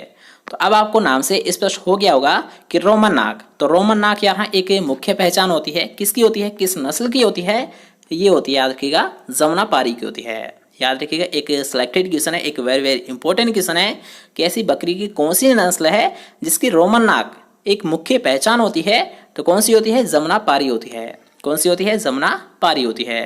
नेक्स्ट क्वेश्चन आपसे पूछा गया है कि यहाँ पर आपको डॉट डॉट दे रखा है, मतलब स्पेस आपको दे रखा है कि इसको रोगाणुनाशक की तरह पशु चिकित्सा में काम में लिया जाता है। तो कौन सा यहाँ पर अम्ल है जिसका प्रयोग पशु चिकित्सा को काम में लिया जाता है धोने के लिए या फिर रोगाणुनाशक के लिए, तो वो कौन सा होता है, यहाँ कौन सा अम्ल होता है जिसका प्रयोग रोगाणुनाशक के रूप में किया जाता है, एक ऐसा है बोरिक एसिड का प्रयोग किया जाता है। याद रखिएगा कि बोरिक एसिड का प्रयोग रोगाणुनाशक की तरह किया जाता है पशु चिकित्सा में। ओके, नेक्स्ट क्वेश्चन की बात करते हैं। नेक्स्ट क्वेश्चन अच्छा क्वेश्चन है कि बछड़े के आहार स्वरूप खीस का सबसे प्रमुख कार्य क्या होता है। तो अगर हम बात करते हैं खीस या फिर कोलेस्ट्रम, तो इसका जो मेन कार्य होता है, मेन फंक्शन होता है, मुख्य उद्देश्य होता है, वो क्या होता है, यहाँ बछड़े में रोग प्रतिरोधक क्षमता को सशक्त करना या फिर रोग प्रतिरोधक क्षमता को बढ़ाना। क्या होता है इसका मुख्य कार्य खीस का, ये होता है रोग प्रतिरोधक क्षमता को सशक्त करना या फिर इसको पैदा करना बछड़े में। ठीक है, नेक्स्ट क्वेश्चन की हम बात करते हैं। नेक्स्ट क्वेश्चन आपसे पूछा गया है कि वर्ष भर हरा चारा देने वाली फसल कौन सी होती है, तो कौन सी होती है, रिंजका होती है। वर्ष भर हरा चारा देने वाली फसल कौन सी होती है, रिंजका फसल होती है। ठीक है, नेक्स्ट क्वेश्चन की हम बात करते हैं। नेक्स्ट क्वेश्चन आपसे पूछा गया है मुंह पक्का और खुर पक्का रोग का मुख्य लक्षण क्या है। ठीक है, इस क्वेश्चन को करने से पहले आपको ये भी तो पता होना चाहिए कि मुंह पक्का और खुर पक्का जो रोग होता है ये किसके द्वारा होता है। ये होता है यार हम वायरस के द्वारा होता है। किसके द्वारा होता है? वायरस के द्वारा होता है। अब यहाँ पर आपसे पूछा है मुख्य लक्षण क्या होता है। मतलब मान लीजिए आपके कोई सा पशु है, गाय या भैंस, जिसमें एफएमडी रोग हो जाता है, तो उसका मेन कैरेक्टर क्या है, आप कैसे पहचानोगे कि इसमें एफएमडी रोग हो गया है। तो उसके आप यहाँ आपको चेक करना है कि मुंह और पैरों में फफोले होकर छाले पड़ जाते हैं। मुख्य पहचान क्या होती है एफएमडी रोग की? ये होती है यार हम मुंह और छाले, यार हम मुंह और पैरों में दोनों में क्या पड़ जाते हैं? छाले पड़ जाते हैं। ऐसा पशु जिस पर यहाँ एफएमडी रोग का संक्रमण हो जाता है उसकी मुख्य पहचान क्या होती है? उसके मुंह और पैरों इन दोनों में क्या हो जाते हैं? छाले हो जाते हैं। ओके, याद रखिएगा। नेक्स्ट क्वेश्चन आपसे पूछा गया है कि उत्तर भारत में भैंस की सबसे अधिक दूध उत्पादन वाली नस्ल कौन सी होती है? तो कौन सी होती है? मुर्रा भैंस होती है। याद रखिएगा, सबसे अधिक दूध उत्पादन वाली उत्तर भारत में ये कौन सी होती है? मुर्रा नस्ल होती है। और मुर्रा नस्ल की एक और पहचान है, याद रखिए इसके मुख्य पहचान है कि इसके जो सींग होते हैं ये किस प्रकार के होते हैं? जलेबी के आकार के होते हैं। किस प्रकार के होते हैं? मुर्रा भैंस के सींग ये होते हैं जलेबी के आकार के होते हैं। ठीक है, नेक्स्ट क्वेश्चन की हम बात करते हैं। नेक्स्ट क्वेश्चन आपसे पूछा गया है कि कौन सी नस्ल विदेशी गाय की है। तो याद रखिएगा जहां पर आपको ऑप्शंस थे वहां पर आपको राइट आंसर दे रखा था जर्सी। ठीक है, नेक्स्ट क्वेश्चन आपसे पूछा गया है। नेक्स्ट क्वेश्चन एक अच्छा क्वेश्चन है कि मक्का की पत्तियों में लाल बैंगनी रंग प्रकट होने का कारण है। तो याद रखिएगा लाल बैंगनी जब, याद रखिए एक मुख्य पहचान होती है फास्फोरस कमी की, क्या होती है? याद रखिएगा मक्का की पत्तियों में, या फिर मान लीजिए कोई सी भी पत्ती है, आपको दे रखा है कि किसी भी प्लांट की ऐसी पत्ती हो गई है, मतलब उसके सिम्टम आपको क्या दिखाई दे रहे हैं? लाल बैंगनी रंग के सिम्टम आपको दिखाई दे रहे हैं। और आपसे पूछा जा रहा है कि इस पौधे में किस तत्व की कमी है। तो आपको क्या बता देना है? याद रखिएगा कि फास्फोरस की कमी है। मान लीजिए आपसे पूछा जा सकता है, मान लीजिए कोई सा भी पौधा आपको दिखाई दे रहा है और उस पर क्या हो रहा है? उसकी पत्तियां कैसी प्रकार की हो रही है? लाल बैंगनी रंग की हो रही है। ठीक है, तो आपको क्या बताना है? फास्फोरस की कमी है। किसकी कमी है? फास्फोरस की कमी है। ठीक है, याद रखिएगा। नेक्स्ट क्वेश्चन आपसे पूछा गया है कि दक्षिणी पूर्वी राजस्थान में सोयाबीन की बीज दर क्या होती है। तो 80 कितनी होती है? 80 या फिर 70 से 80 किलोग्राम होती है। आप याद रखिएगा दक्षिणी पूर्वी राजस्थान में सोयाबीन की बीज दर क्या होती है? 70 से 80 किलोग्राम होती है। नेक्स्ट क्वेश्चन आपसे पूछा गया है कि सरसों की फसल को पाले से बचाने हेतु कौन से रसायन व कितनी मात्रा का छिड़काव लाभदायक रहता है। ठीक है, इस क्वेश्चन में आपको दोनों ही पूछा गया है कि एक सबसे पहला जो क्वेश्चन है इसमें पूछा गया है कि किस रसायन का प्रयोग करोगे, और दूसरा क्वेश्चन यहाँ पर आपसे पूछा है कितनी मात्रा का आप छिड़काव करोगे। तो हमने दोनों को ही आपको अभी बताया था कि हम किसका प्रयोग करते हैं पाले से बचाने के लिए? सल्फ्यूरिक अम्ल का हम प्रयोग करते हैं। किसका प्रयोग करते हैं हम? सल्फ्यूरिक अम्ल का प्रयोग करते हैं। कितना यूज करते हैं? 0.1% हम यूज करते हैं। अब यहाँ पर अगर मान लीजिए आपको ये नाम देख के थोड़ा बहुत कन्फ्यूजन हो रहा है, डाउट हो रहा है कि गंधक का तेजाब, तो याद रखिएगा आपको कंफ्यूज बिल्कुल भी नहीं होना है, क्योंकि यहाँ सल्फ्यूरिक अम्ल का ही सेकंड नाम क्या होता है? गंधक का तेजाब होता है। सल्फ्यूरिक अम्ल को ही याद रखना गंधक का तेजाब भी बोला सा है। और इसका जो फॉर्मूला होता है, जो सिंबल होता है वो क्या होता है? H2SO4 होता है। और कितनी मात्रा का हम छिड़काव करते हैं? वो करते हैं 0.1% का हम छिड़काव करते हैं। ठीक है, याद रखिएगा। नेक्स्ट क्वेश्चन आपसे पूछा गया है। तो नेक्स्ट क्वेश्चन आपसे पूछा गया है कि सोयाबीन में खरपतवार नियंत्रण हेतु आप किस शाकनाशी का प्रयोग करोगे। तो वो कैसा है? इमेजा थारपारकर का। याद रखिएगा थापीर का यूज कैसा है। अंकुरण के बाद में पूछा गया है यहाँ पोस्ट इमरजेंस के रूप में आपको प्रयोग करना है, तो आप किसका प्रयोग करोगे? यहाँ इमेजा थापीर का हम यूज करते हैं। याद रखिएगा आपको स्पेशली यहाँ पर दे रखा है कि सोयाबीन में आप पोस्ट इमरजेंस के रूप में किस वीडीसाइड का प्रयोग करोगे, किस हार्बिसाइड का प्रयोग करोगे। तो आपको क्या बताना है? यहाँ इमेजा थापीर का हम यूज करेंगे। ठीक है, याद रखिएगा। नेक्स्ट क्वेश्चन आपसे पूछा गया है कि सिंचाई जल के साथ उर्वरक देने की विधि क्या कहलाती है। तो याद रखिएगा वह विधि कौन सी होती है जिसमें यहाँ सिंचाई जल के साथ उर्वरक दिया जाता है। तो वो विधि होती है फर्टिगेशन। अब आपको इसे कैसे याद रखना है कि सिंचाई जल के साथ क्या देना? फर्टिलाइजर देना क्या कहलाता है? फर्टिगेशन कहलाता है। उर्वरक मतलब फर्टिलाइजर। ठीक है, आपको इंग्लिश में याद रखना है कि सिंचाई जल के साथ उर्वरक देना क्या कहलाता है? फर्टिगेशन कहलाता है। या फिर सिंचाई जल के साथ फर्टिलाइजर देना क्या कहलाता है? फर्टिगेशन कहलाता है। और मान लीजिए यहाँ पर आपसे पूछा गया है कि सिंचाई जल के साथ शाकनाशी का प्रयोग क्या करना क्या कहलाता है, तो शाकनाशी को इंग्लिश में क्या बोला जाता है, हर्बिसाइड बोला जाता है। मतलब अगर आपसे पूछा था सिंचाई जल के साथ शाकनाशी का प्रयोग क्या कहलाता है, तो आपको क्या बताना है, हर्बिगेशन कहलाता है। क्या कहलाता है, हर्बिगेशन कहलाता है। ओके, नेक्स्ट क्वेश्चन की बात करते हैं। नेक्स्ट क्वेश्चन आपसे पूछा गया है कि फसलों में लोहे तत्व की कमी प्राय दिखाई देती है, मतलब किन प्रकार की या फिर किस प्रकार की पत्तियों पर दिखाई देती है। तो याद रखिएगा, अगर आपसे पूछा था लोह तत्व की कमी, तो ये दिखाई देती है नई व ऊपरी पत्तियों पर। कहाँ पर दिखाई देती है, नई व ऊपरी पत्तियों पर दिखाई देती है। नेक्स्ट क्वेश्चन की हम बात करते हैं कि दक्षिणी पूर्वी राजस्थान में खरीफ में सर्वाधिक क्षेत्र में उगाई जाने वाली फसल कौन सी होती है, तो कौन सी होती है, सोयाबीन होती है। याद रखिएगा, आपसे पूछा है दक्षिणी पूर्वी राजस्थान में। तो अगर हम बात करते हैं खरीफ सीजन में कौन सी फसल को सबसे ज्यादा लिया जाता है, तो लिया जाता है सोयाबीन को। और सोयाबीन की बीज दर क्या रखी जाती है, 70 से 80 किलोग्राम प्रति हेक्टेयर। ओके, नेक्स्ट क्वेश्चन की हम बात करेंगे। तो नेक्स्ट क्वेश्चन एक अच्छा क्वेश्चन है, आपसे कई बार ये भी पूछा गया है कि गाजर घास मतलब पार्थेनियम हिस्टेरोफोरस खरपतवार के जैविक नियंत्रण हेतु किस कीट का प्रयोग किया जाता है। याद रखिएगा, यहाँ पर आपसे पूछा है किस कीट का प्रयोग किया जाता है। ओके, तो अब यहाँ पर 2 या 3 क्वेश्चन आपके बन रहे हैं। फर्स्ट क्वेश्चन है कि गाजर घास का वानस्पतिक नाम क्या होता है, पार्थेनियम हिस्टेरोफोरस होता है। गाजर घास का वानस्पतिक नाम क्या होता है, पार्थेनियम हिस्टेरोफोरस होता है। सेकेंड क्वेश्चन यहाँ पर आपसे पूछा गया है कि यहाँ पर आपसे पूछा है कीट कौन सा कीट होता है, लेकिन अब यहाँ पर जिस कीट का हम यूज करते हैं उसे किस नाम से जाना, ये भी आपको पूछा जा सकता है कि मान लीजिए गाजर घास का आप कंट्रोल कर रहे हो, लेकिन किस कीट का प्रयोग कर रहे हो, यानी जो कीट का हम प्रयोग कर रहे हैं इसका नाम क्या होता है, तो इसका नाम होता है बायो एजेंट।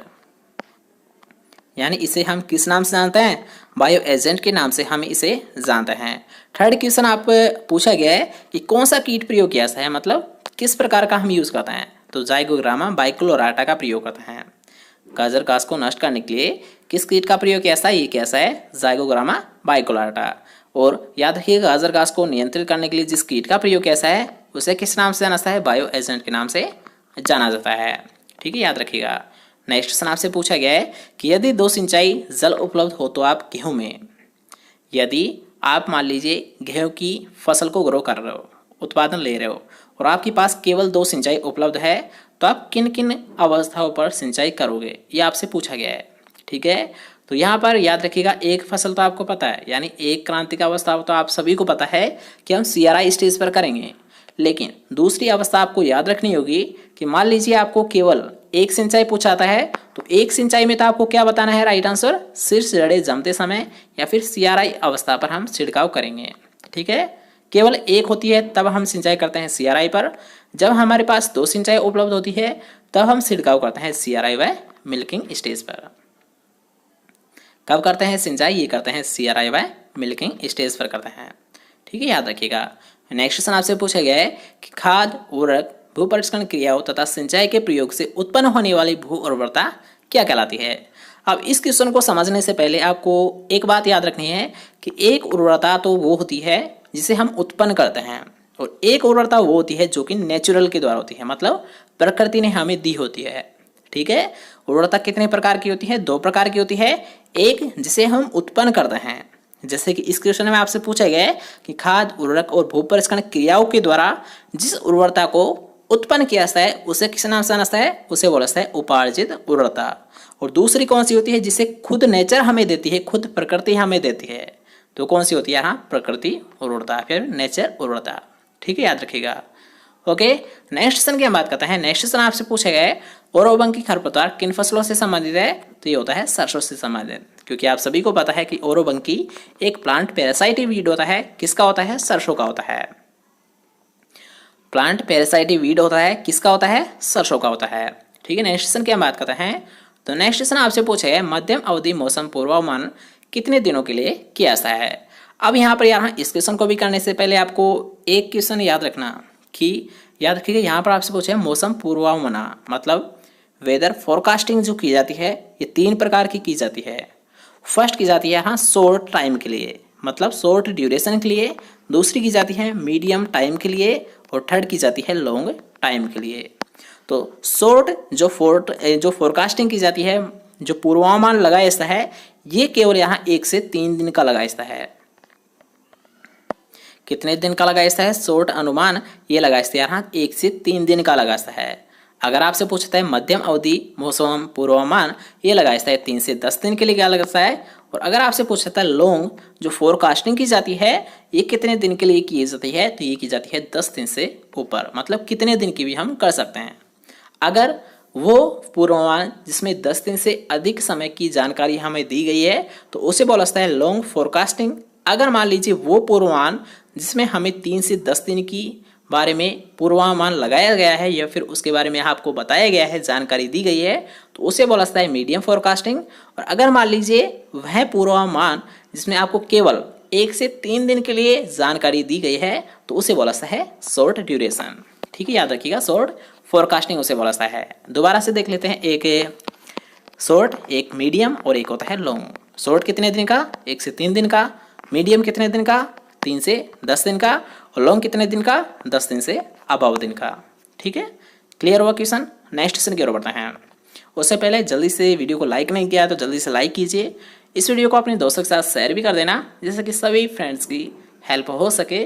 और चैनल को अभी तक सब्सक्राइब नहीं किया है तो जल्दी से, क्या देख रहे हो, जल्दी से चैनल को सब्सक्राइब कीजिए और जो पास का बेल आइकन आएगा तो इसे तो ज़रूर दबा देना, क्योंकि जब भी हमारी स्पेशल क्लासेस लगेगी, कोई सी भी क्लासेस लगेगी, तो उसका नोटिफिकेशन आपको तभी तो प्राप्त होगा जब आपने ऑल पर नोटिफिकेशन को दबा रखा होगा।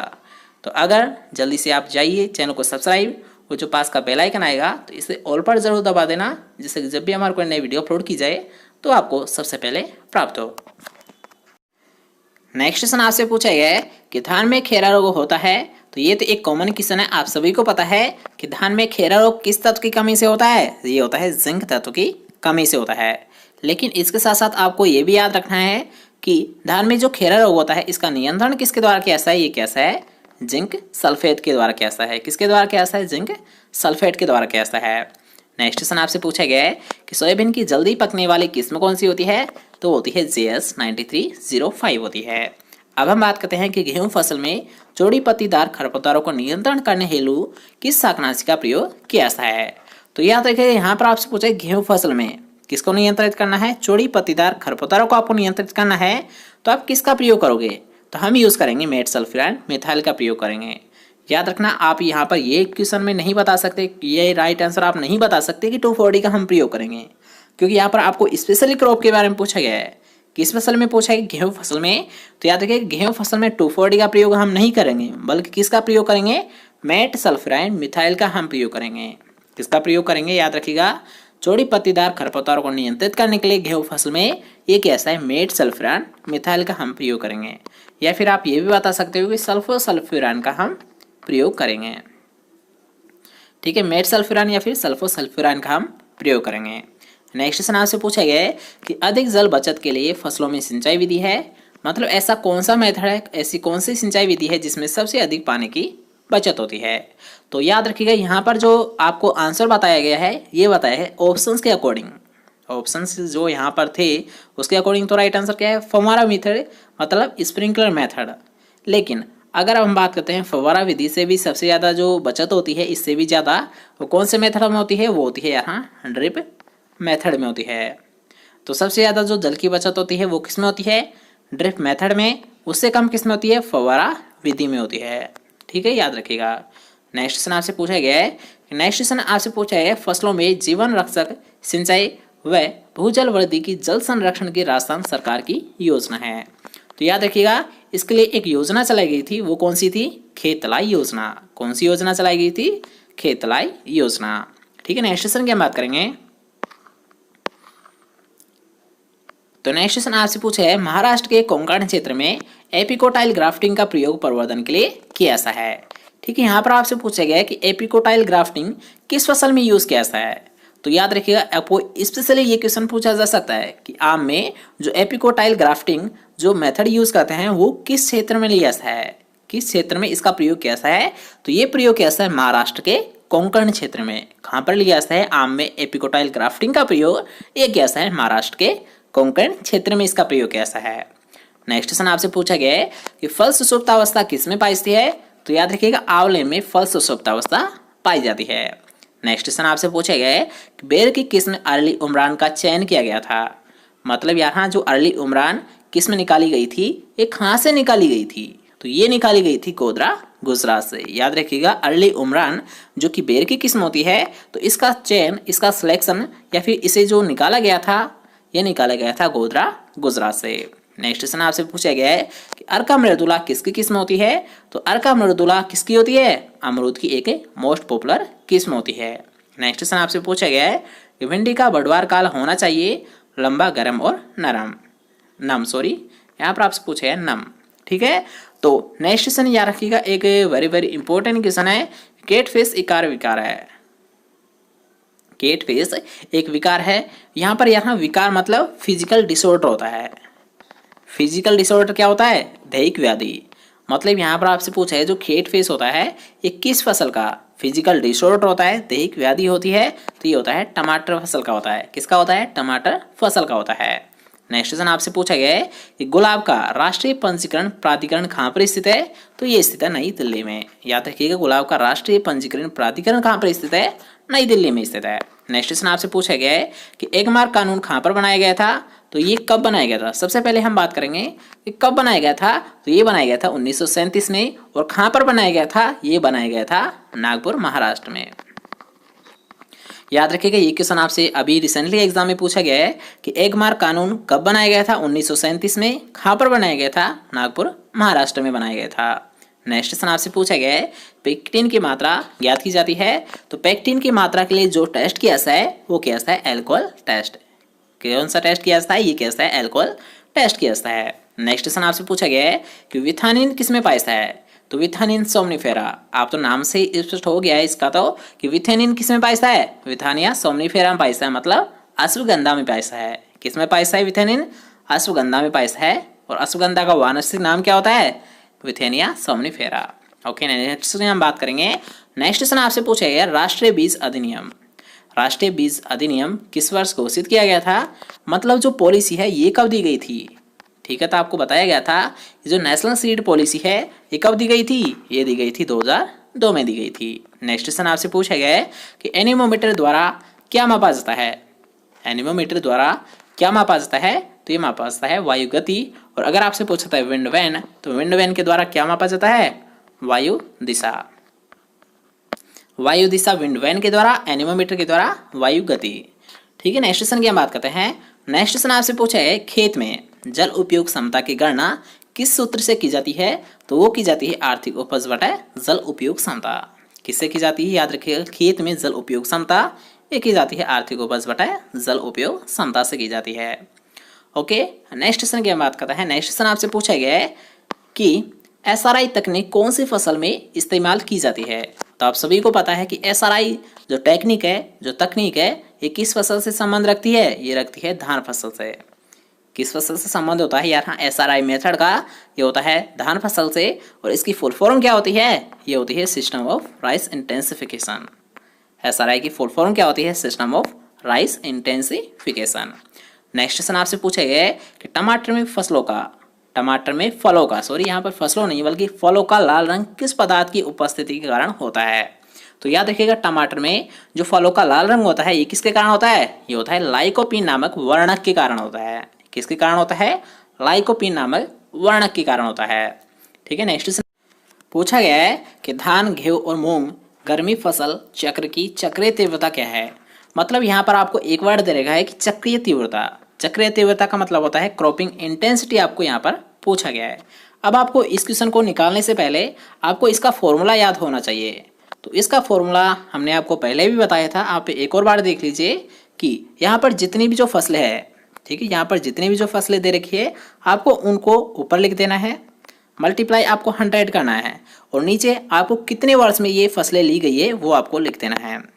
मतलब फसलों की संख्या बटे वर्ष मल्टीप्लाई 100, फसलों की संख्या बटे वर्ष मल्टीप्लाई 100। अब इस फॉर्मूले से हम इसकी चक्रीय तीव्रता निकाल लेते हैं। तो कैसे हम सोल्व करेंगे, सबसे पहले हमने आपको क्या बताया कि ऊपर आपको लिख देना है कितनी फसलें हैं। कितनी फसलें यहाँ पर 3 फसलें हैं, कितनी साल में हम ले रहे हैं उसको नीचे लिख देना है। तो याद रखिएगा ये तीनों सीजन की क्रॉप है, धान, गेहूँ और मूंग, मतलब रबी, खरीफ और जायद, ये तीनों की फसलें हैं। तो याद रखिएगा एक वर्ष में हमने इन्हें ले लिया। ओके, तो मल्टीप्लाई हम कर देंगे 100 से। तो कितनी आती है चक्रीय तीव्रता, ये आती है 300%। कितनी होती है याद रखिएगा, इसकी चक्रीय तीव्रता ये होती है 300%। नेक्स्ट क्वेश्चन की हम बात करते हैं कि किस जानवर के मांस को बीफ कहते हैं। तो याद रखिएगा गाय के मांस को बोला जाता है बीफ। ओके, नेक्स्ट क्वेश्चन की हम बात करते हैं। नेक्स्ट क्वेश्चन आपसे पूछा गया है कि काजरी किस शहर में स्थित है। तो अब याद रखिएगा काजरी, आपसे कई बार ये क्वेश्चन पूछा है काजरी कहाँ पर स्थित है, तो जोधपुर में स्थित है। काजरी कहाँ पर स्थित है, जोधपुर में स्थित है। इसकी स्थापना कब की गई थी, इसकी स्थापना की गई थी 1959 में। कब की गई थी इसकी स्थापना, 1959 में इसकी स्थापना की गई थी। नेक्स्ट क्वेश्चन आपसे पूछा गया है कि बलुई दोमट मृदा में किस पदार्थ की मात्रा अधिक पाई जाती है। तो आप सभी को पता है कि मान लीजिए अगर बलुई दोमट मृदा है तो उसमें बालू की मात्रा सबसे अधिक पाई जाती है। नेक्स्ट क्वेश्चन आपसे पूछा गया है कि कौन सा वृक्ष पाले के प्रति अधिक संवेदनशील होता है। तो कौन सा होता है, आंवला होता है। संवेदनशील के मतलब होता है यहाँ ऐसा कौन सा फल वृक्ष है जो कि पाले से सबसे अधिक प्रभावित होता है, तो कौन सा होता है, आंवला होता है। संवेदनशील का मतलब है सबसे अधिक प्रभावित होना। ठीक है, नेक्स्ट क्वेश्चन आपसे पूछा गया है कि ऐसा कौन सा तत्व है जिसे अल्ट्रा माइक्रो न्यूट्रिएंट के नाम से जाना जाता है। याद रखिएगा एक मोस्ट इंपॉर्टेंट क्वेश्चन है कि एकमात्र ऐसा पोषक तत्व कौन सा है जिसे अल्ट्रा माइक्रो न्यूट्रिएंट के नाम से जाना जाता है। तो कौन सा होता है, मोलिब्डेनम होता है। कौन सा होता है, मोलिब्डेनम होता है। याद रखिएगा एकमात्र मोलिब्डेनम ऐसा तत्व है जिसे अल्ट्रा माइक्रो न्यूट्रिएंट बोला जाता है। ठीक है, नेक्स्ट क्वेश्चन की हम बात करते हैं कि किस तत्व को 17वें आवश्यक पोषक तत्व के नाम से जाना जाता है। तो 17वां आवश्यक पोषक तत्व कौन सा होता है, निकेल होता है। क्योंकि आप सभी को पता है कि पहले पौधे के लिए आवश्यक कितने पोषक तत्व थे, 16 थे। लेकिन जब मान लीजिए वर्तमान में अगर आपसे क्वेश्चन पूछा जाता है कि पौधे के लिए कितने पोषक तत्व आवश्यक होते हैं, तो 17 होते हैं। क्योंकि 17 पोषक तत्व कौन सा जोड़ दिया गया है, निकेल को जोड़ दिया गया है पौधे की आवश्यक पोषक तत्वों में। ठीक है, याद रखिएगा। नेक्स्ट क्वेश्चन आपसे पूछा गया है कि किस किस्म की मृदा में बड़े पोर स्पेस पाए हैं। तो कौन सी होती है, बलुई में। ठीक है, नेक्स्ट क्वेश्चन आपसे पूछा गया है कि सबसे अपक्षय प्रतिरोधी मिनरल कौन सा होता है। तो ये होता है क्वार्टज होता है। कौन सा होता है, सबसे अपक्षय प्रतिरोधी मिनरल ये होता है क्वार्टज। नेक्स्ट क्वेश्चन आपसे पूछा गया है कि पोटास का अच्छा स्रोत कौन सा होता है। तो ये होता है फ्लाई एश होता है।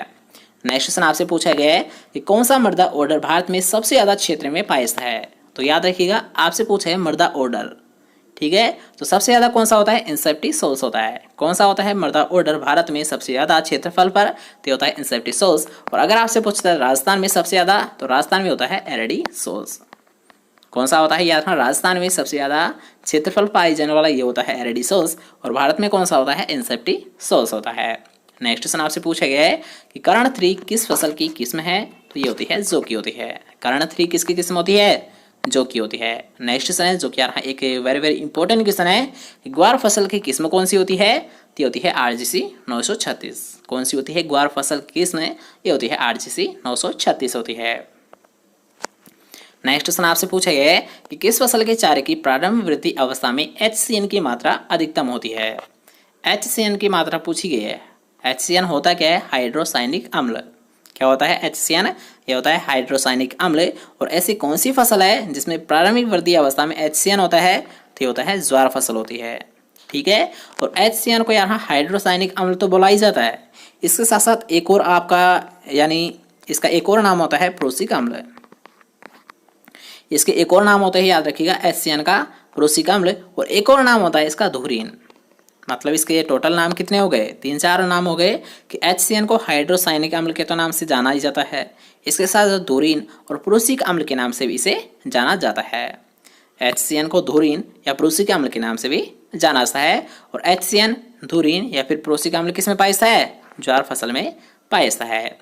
नेक्स्ट क्वेश्चन आपसे पूछा गया है कि डाई अमोनियम फास्फेट में नाइट्रोजन और फास्फोरस की मात्रा क्या होती है। ठीक है, यहाँ पर आपको दोनों ही पूछा गया है। और इस क्वेश्चन को हमने आपको लगभग कई बार बताया है कि डाई अमोनियम फास्फेट में नाइट्रोजन तो कितना होता है, 18%। और अगर आपसे पूछता है फास्फोरस, तो फास्फोरस कितना होता है DAP में, डाई अमोनियम फास्फेट में, ये होता है 48% होता है। कितना होता है, 48% होता है। ओके, नाइट्रोजन कितना, 18%, फास्फोरस कितना, 48% है। ठीक है, नेक्स्ट क्वेश्चन की हम बात करते हैं। नेक्स्ट क्वेश्चन आपसे पूछा गया है कि पेगिंग अवस्था किस फसल में पाई जाती है। तो याद रखिएगा अगर हम बात करते हैं पेगिंग, तो पेगिंग किस में होती है, मूंगफली में होती है। अब पेगिंग होती क्या है ये भी तो आपको पता होना चाहिए। तो पेगिंग मतलब यहाँ मूंगफली बनने की जो शुरुआती अवस्था होती है, मूंगफली बनने की जो शुरुआती अवस्था होती है उसे बोला जाता है पेग, और इन पेग का बनना ही क्या कहलाता है, पेगिंग कहलाता है। शुरुआती अवस्था क्या कहलाती है, पेग, और इन पेग को बनना ही क्या कहलाता है, पेगिंग कहलाता है। ओके, नेक्स्ट क्वेश्चन की हम बात करते हैं। नेक्स्ट क्वेश्चन आपसे पूछा गया है कि कौन सा पेड़ राजस्थान का कल्पवृक्ष कहलाता है। तो याद रखिएगा खेजड़ी को किसे बोला जाता है, राजस्थान का कल्पवृक्ष ये बोला जाता है खेजड़ी को बोला जाता है। किसे बोला जाता है, खेजड़ी को राजस्थान का कल्पवृक्ष भी बोला जाता है। नेक्स्ट क्वेश्चन आपसे पूछा गया है कि कास्टिक सोडा किसे कहते हैं। तो याद रखिएगा NaOH को कास्टिक सोडा बोला जाता है। किसे बोला जाता है, कास्टिक सोडा ये बोला जाता है NaOH को, मतलब सोडियम हाइड्रोक्साइड को, NaOH। ठीक है, इसका सिंबल क्या होता है, सोडियम हाइड्रोक्साइड का ये होता है NaOH। नेक्स्ट क्वेश्चन आपसे पूछा गया है कि नाइट्रोजन पौधों द्वारा किस रूप में लिया जाता है। तो याद रखिएगा अगर आपसे पूछा जाता है सामान्यतः है, ठीक है, अगर आपसे पूछा जाता है सामान्यतः है नाइट्रोजन का प्रयोग, तो सामान्यतः इसका प्रयोग किया जाता है नाइट्रेट के रूप में। किस रूप में किया जाता है, नाइट्रेट के रूप में किया जाता है। और नाइट्रेट का सिंबल क्या होता है, NO3 माइनस नाइट्रेट होता है, और NH4 क्या होता है, अमोनिया होता है। और अगर आपसे पूछता है सामान्यतः है, तो सामान्यतः किसका प्रयोग किया जाता है, नाइट्रेट का प्रयोग। और अगर आपसे पूछता है अमोनिया, तो अमोनिया का मुख्यतः प्रयोग यहाँ आलू और धान में किया जाता है। सॉरी, इसका प्रयोग यहाँ आलू फसल, हाँ आलू और धान में इसका प्रयोग किया जाता है। याद रखिएगा अमोनिया के रूप में कौन कौन सी फसल ग्रहण करती है, आलू और धान फसल ग्रहण करती है नाइट्रोजन को। और अगर आपसे पूछता है नाइट्रेट, तो नाइट्रेट को यहाँ लगभग जितनी भी जो फसलें होती है वो नाइट्रेट के रूप में ग्रहण करती है नाइट्रोजन को।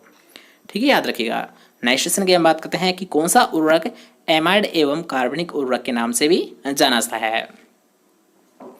ऐसा कौन सा उर्वरक है जो कि एमाइड एवं कार्बनिक उर्वरक के रूप में जाना जाता है, तो कौन सा होता है, यूरिया होता है। ठीक है, नेक्स्ट क्वेश्चन की हम बात करते हैं। नेक्स्ट क्वेश्चन आपसे पूछा गया है कि मौसमी परिवर्तनों का अध्ययन क्या कहलाता है। तो इसे बोला जाता है मौसम विज्ञान। मौसम परिवर्तनों का अध्ययन जिस शाखा में किया जाता है उसे बोला जाता है मौसम विज्ञान। नेक्स्ट क्वेश्चन आपसे पूछा गया है कि फली वाले पौधों में वातावरणीय नाइट्रोजन स्थिरीकरण किस बैक्टीरिया द्वारा किया जाता है। तो ये किया जाता है राइजोबियम नामक बैक्टीरिया के द्वारा। यहाँ पर आपसे पूछा है नाइट्रोजन स्थिरीकरण, तो नाइट्रोजन स्थिरीकरण किसके द्वारा किया जाता है, ये किया जाता है राइजोबियम नामक बैक्टीरिया के द्वारा। ठीक है, नेक्स्ट क्वेश्चन आपसे पूछा गया है कि ओरोबंकी किस फसल से संबंधित है।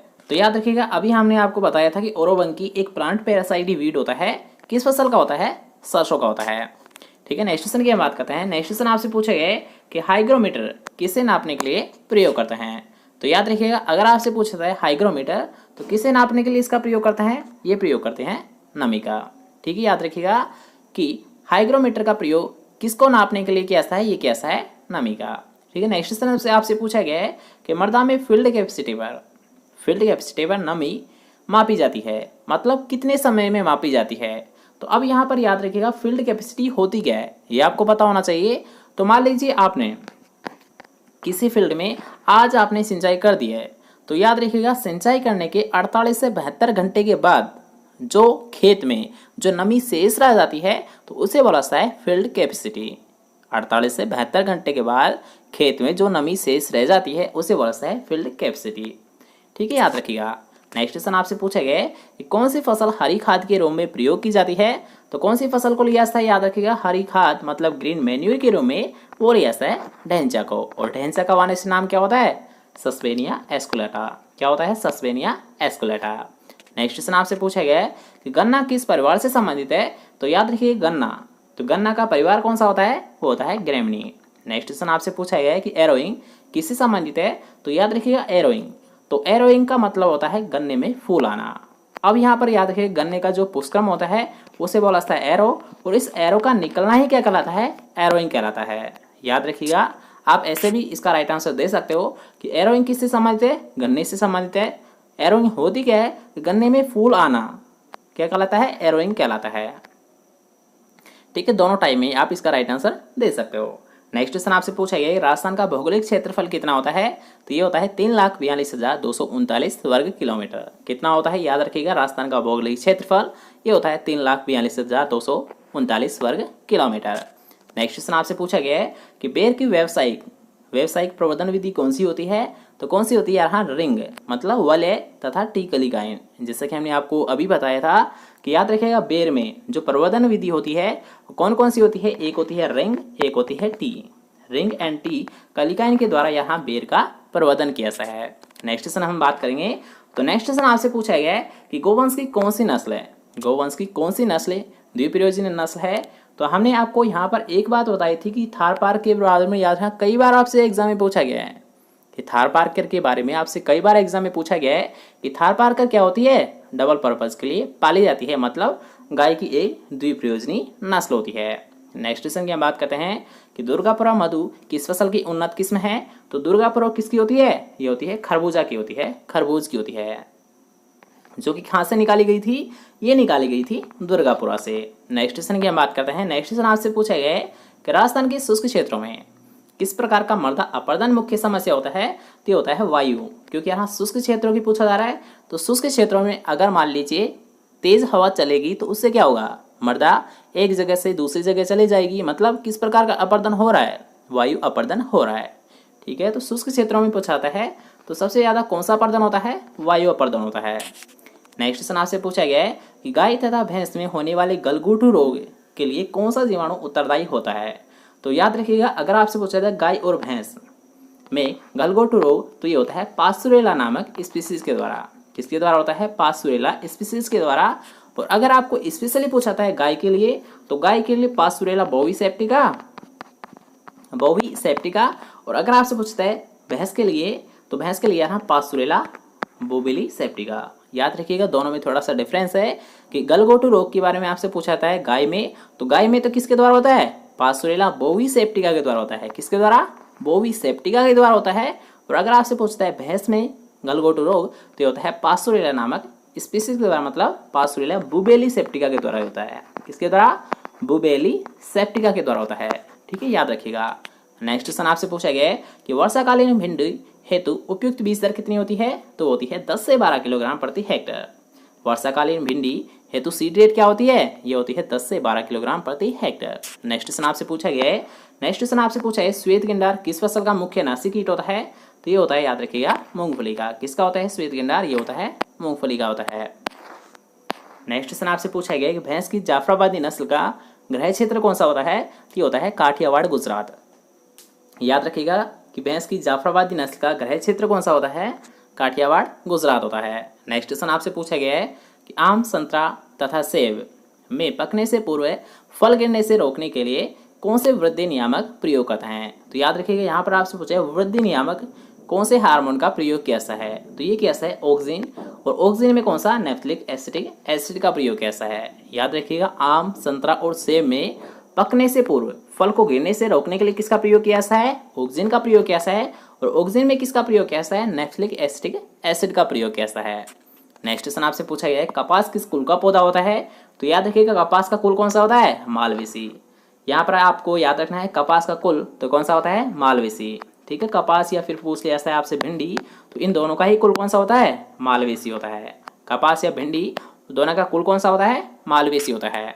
नेक्स्ट क्वेश्चन आपसे पूछा गया है कि किस फसल के बीज की भूसी का उपयोग मानव में पाचन संबंधी विकारों के उपचार हेतु किया सा है। तो याद रखिएगा, अगर आपसे पूछता है किसकी, यानी ऐसी कौन सी फसल है जिसका भूसी का प्रयोग मानव में पाचन संबंधी रोगों के निदान के लिए किया सा है, तो कौन सी होती है, इसबगोल की भूसी।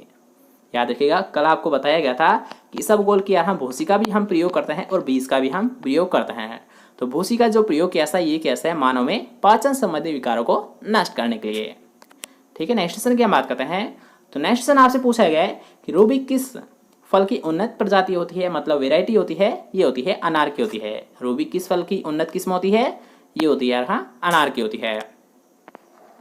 नेक्स्ट क्वेश्चन आपसे पूछा है लंबे लटकते कान, रोमन नाक, छोटे समतल सिंह और बड़ा अयन या फिर लंबे थन, ये किस बकरी की नस्ल के मुख्य गुण होते हैं। मतलब यहाँ पर आपको एक ब्रीड दे रखी है, उसकी आपको यहाँ पर करेक्टर दे रखे हैं, विशेषताएं दे रखी है, जिसकी विशेषता है लंबे लटकते कान, रोमन नाक, छोटे समतल सिंह, बड़ा अयन और लंबे थन। तो ये किस बकरी की नस्ल की पहचान होती है, ये आपको पहचाना है। तो मान लीजिए आपको कोई सा भी करेक्टर नहीं आता है, मतलब ये तो आता है ना रोमन नाक, जिसको हमने अभी आपको बताया था कि ऐसी कौन सी नस्ल होती है जिसकी रोमन नाक होती है, मुख्य पहचान होती है जमुना पारी होती है, जमुना बरी होती है। कौन सी होती है, जमुना पारी होती है। नेक्स्ट क्वेश्चन आपसे पूछा गया है कि किस फसल की जल मांग सर्वाधिक होती है। तो किसकी होती है, गन्ने की होती है। ठीक है, याद रखिएगा सर्वाधिक किसकी होती है, गन्ने की होती है। अब यहाँ पर आपके माइंड में एक क्वेश्चन आ रहा होगा कि धान की कितनी होती है। तो इन दोनों को आपको माइंड में याद रखना है कि गन्ने की तो कितनी होती है, 1500 से 2500 mm होती है, और धान की कितनी होती है, 900 से 2500 mm होती है। याद रखिएगा धान की कितनी होती है जलमांग, ये होती है 900 से 1500। और अगर आपसे पूछता है गन्ना, तो गन्ना की जलमांग कितनी होती है, ये होती है 1500 से 2500 mm होती है। ठीक है, नेक्स्ट क्वेश्चन की हम बात करते हैं। नेक्स्ट क्वेश्चन आपसे पूछा गया है कि पशुओं में अरंडी के तेल का प्रयोग किस रूप में किया सा है। तो ये कैसा है, दस्तावर के रूप में किया सा है। याद रखिएगा कि पशुओं में अरंडी के तेल का प्रयोग किस रूप में किया सा है, ये कैसा है, दस्तावर के रूप में किया सा है। नेक्स्ट क्वेश्चन आपसे पूछा गया है कि अंतिम पकाव बिंदु पर अवलेह का तापमान कितना होता है। तो ये होता है 105.5 डिग्री सेंटीग्रेड होता है। याद रखिएगा अंतिम पकाव बिंदु मतलब एंड पॉइंट पर कितना होता है टेम्परेचर, ये होता है 105 डिग्री सेंटीग्रेड तापमान। नेक्स्ट क्वेश्चन की हम बात करते हैं कि राजस्थान में बेर की प्रूनिंग मतलब कटाई छटाई का उपयुक्त समय क्या होता है। तो ये होता है मध्य अप्रैल से मध्य मई। यहाँ पर आपसे पूछा है बेर की प्रूनिंग के लिए, तो बेर की जो प्रूनिंग की जाती है ये की जाती है मध्य अप्रैल से मध्य मई के मध्य। और अगर आपसे पूछा था यहाँ पर अंगूर के लिए, तो अंगूर की जो काट छाट की जाती है, जो कटाई छटाई की जाती है, 21 मंथ में की जाती है, ये की जाती है जनवरी मंथ में की जाती है। याद रखिएगा अंगूर की अगर आपसे पूछता है तो अंगूर की जनवरी महीने में की जाती है। और अगर आपसे पूछता है बेर में प्रूनिंग, तो बेर में जो प्रूनिंग की जाती है, जो कटाई छटाई की जाती है, ये की जाती है मध्य अप्रैल से मध्य मई के मध्य की जाती है। ठीक है, याद रखिएगा। नेक्स्ट क्वेश्चन आपसे पूछा गया है दुग्ध प्रोटीन है। तो आप सभी को पता है कि केसिन क्या होती है, दुग्ध प्रोटीन होती है। और इस केसिन के कारण ही दूध का सफेद रंग होता है। कौन सा कलर होता है, सफेद रंग होता है। और अगर आपसे पूछता है कि दूध का पीला रंग किसके कारण होता है, तो दूध का पीला रंग होता है कैरोटीन के कारण होता है। किसके कारण होता है, कैरोटीन के कारण होता है। ठीक है, सफेद रंग केसिन के कारण, पीला रंग कैरोटीन के कारण। नेक्स्ट क्वेश्चन आपसे पूछा गया है कि जीवन वृत्त के आधार पर बथुआ सिनोपोडियम एल्बम किस प्रकार का पौधा होता है। तो याद रखिएगा अगर हम बात करते हैं बथुआ, तो ये होता है 1 वर्षीय पौधा होता है। किस प्रकार का पौधा होता है बथुआ, ये होता है 1 वर्षीय पौधा होता है। नेक्स्ट क्वेश्चन आपसे पूछा गया है कि 92 किलोग्राम मतलब 92 किलोग्राम नाइट्रोजन की आपूर्ति हेतु यूरिया की कितनी मात्रा की आवश्यकता होती है। तो अब यहाँ पर याद रखिएगा आपसे पूछा है 92 किलोग्राम। तो इस क्वेश्चन को हम डायरेक्ट क्लियर करेंगे क्योंकि ज़्यादा टाइम हम लेंगे नहीं इसमें। तो 46 + 46 मतलब यहाँ 100 किलोग्राम हम जब देते हैं यूरिया, तो उससे कितना प्राप्त होता है नाइट्रोजन, ये होता है 46। तो हम क्या करेंगे, इसकी डबल मात्रा कर देंगे, डबल डोज हम कर देंगे। तो इससे कितना प्राप्त होगा, हमें 92 किलोग्राम नाइट्रोजन प्राप्त हो जाएगा। मतलब हम यूरिया की कितनी मात्रा लेंगे, 200 किलोग्राम हम मात्रा लेते हैं जब हमको 92 किलोग्राम नाइट्रोजन आपूर्ति कंप्लीट हो जाती है। नेक्स्ट क्वेश्चन की हम बात करते हैं कि चने में खरपतवार के रासायनिक नियंत्रण हेतु बेसालाइन नामक शाकाहारी मतलब शाकनाशी, यहाँ पर शाकाहारी नहीं बल्कि शाकनाशी का प्रयोग किस समय किया जाता है, मतलब फसल बुआई से पूर्व किया जाता है। याद रखिएगा कोई सी भी फसल के बारे में आपसे पूछा जाता है कि फ्लूक्लेरिन या फिर बेसालाइन का प्रयोग कब किया जाता है, तो ये किया जाता है फसल की बुआई से पूर्व किया जाता है। कब किया जाता है, फसल की बुआई से पूर्व किया जाता है फ्लूक्लोरिन या फिर बेसालाइन का प्रयोग। ओके, नेक्स्ट क्वेश्चन का हम प्रयोग किया जाता है। नेक्स्ट क्वेश्चन आपसे पूछा गया है कि जापानीज इम्प्रूव्ड फूल गोभी की किस प्रकार की किस्म होती है। तो ये होती है मध्यम प्रकार की होती है। नेक्स्ट क्वेश्चन आपसे पूछा गया है कि गौवंश में असामान्य भूख, लकड़ी, हड्डियां तथा अन्य अवांछनीय पदार्थों को चबाने के लक्षण किसकी न्यूनता के संकेत देते हैं। तो ये जो सभी संकेत होते हैं जैसे कि असामान्य भूख लगना, लकड़ी, हड्डियां तथा अन्य अवांछनीय पदार्थों को चबाना, तो ये किसकी मुख्य पहचान होती है, ये होती है फास्फोरस की तत्व की कमी के मुख्य पहचान होती है।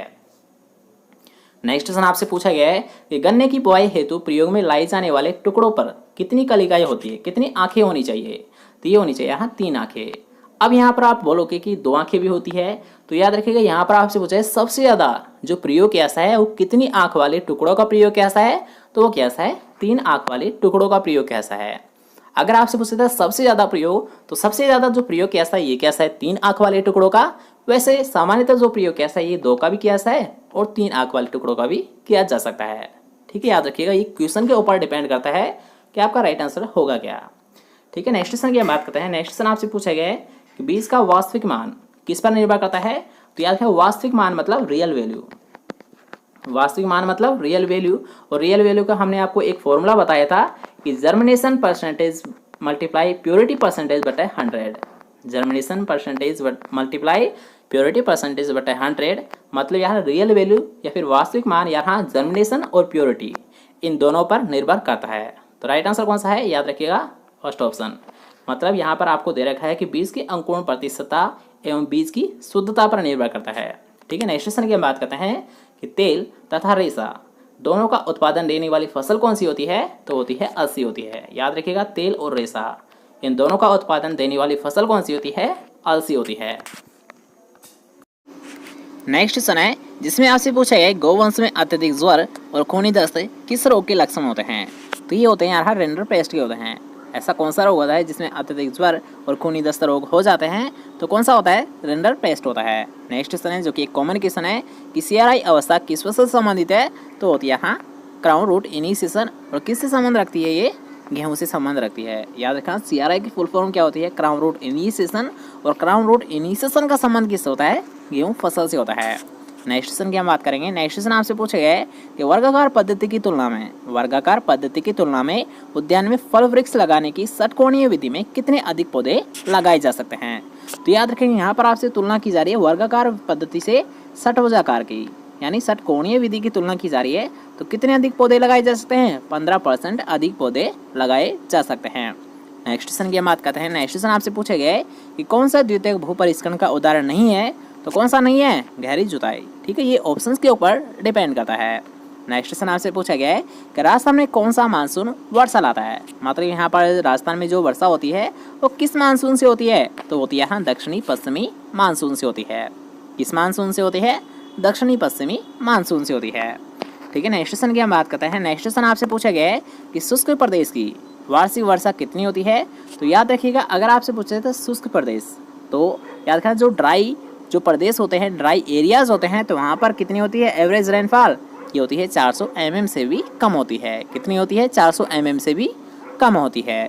नेक्स्ट क्वेश्चन की हम बात करते हैं कि फसल के उत्पादन के लिए कौन सी मिट्टी सबसे अधिक उपयुक्त होती है, तो कौन सी होती है, दोमट मिट्टी होती है। याद रखिएगा फसल उत्पादन के लिए कौन सी मिट्टी सबसे उपयुक्त मानी जाती है, तो होती है दोमट मिट्टी होती है। नेक्स्ट क्वेश्चन है जो कि एक अच्छा क्वेश्चन है कि कौन सा तत्व तिलहन की फसल के लिए महत्वपूर्ण है। तिलहनी फसलों के लिए आवश्यक तत्व कौन सा होता है, सल्फर होता है।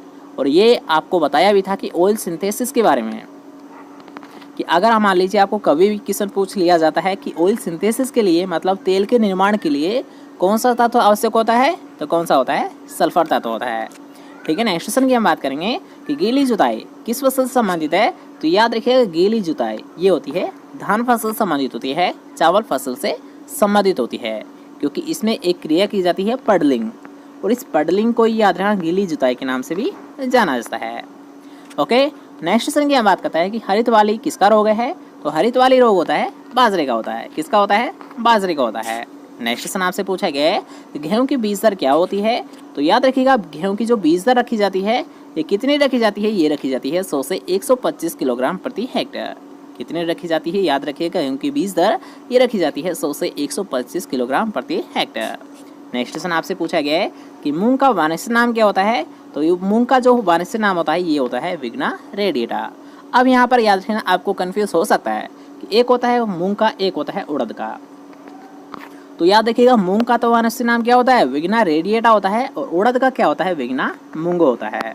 इसका क्या होता है, विग्ना मूंगो होता है।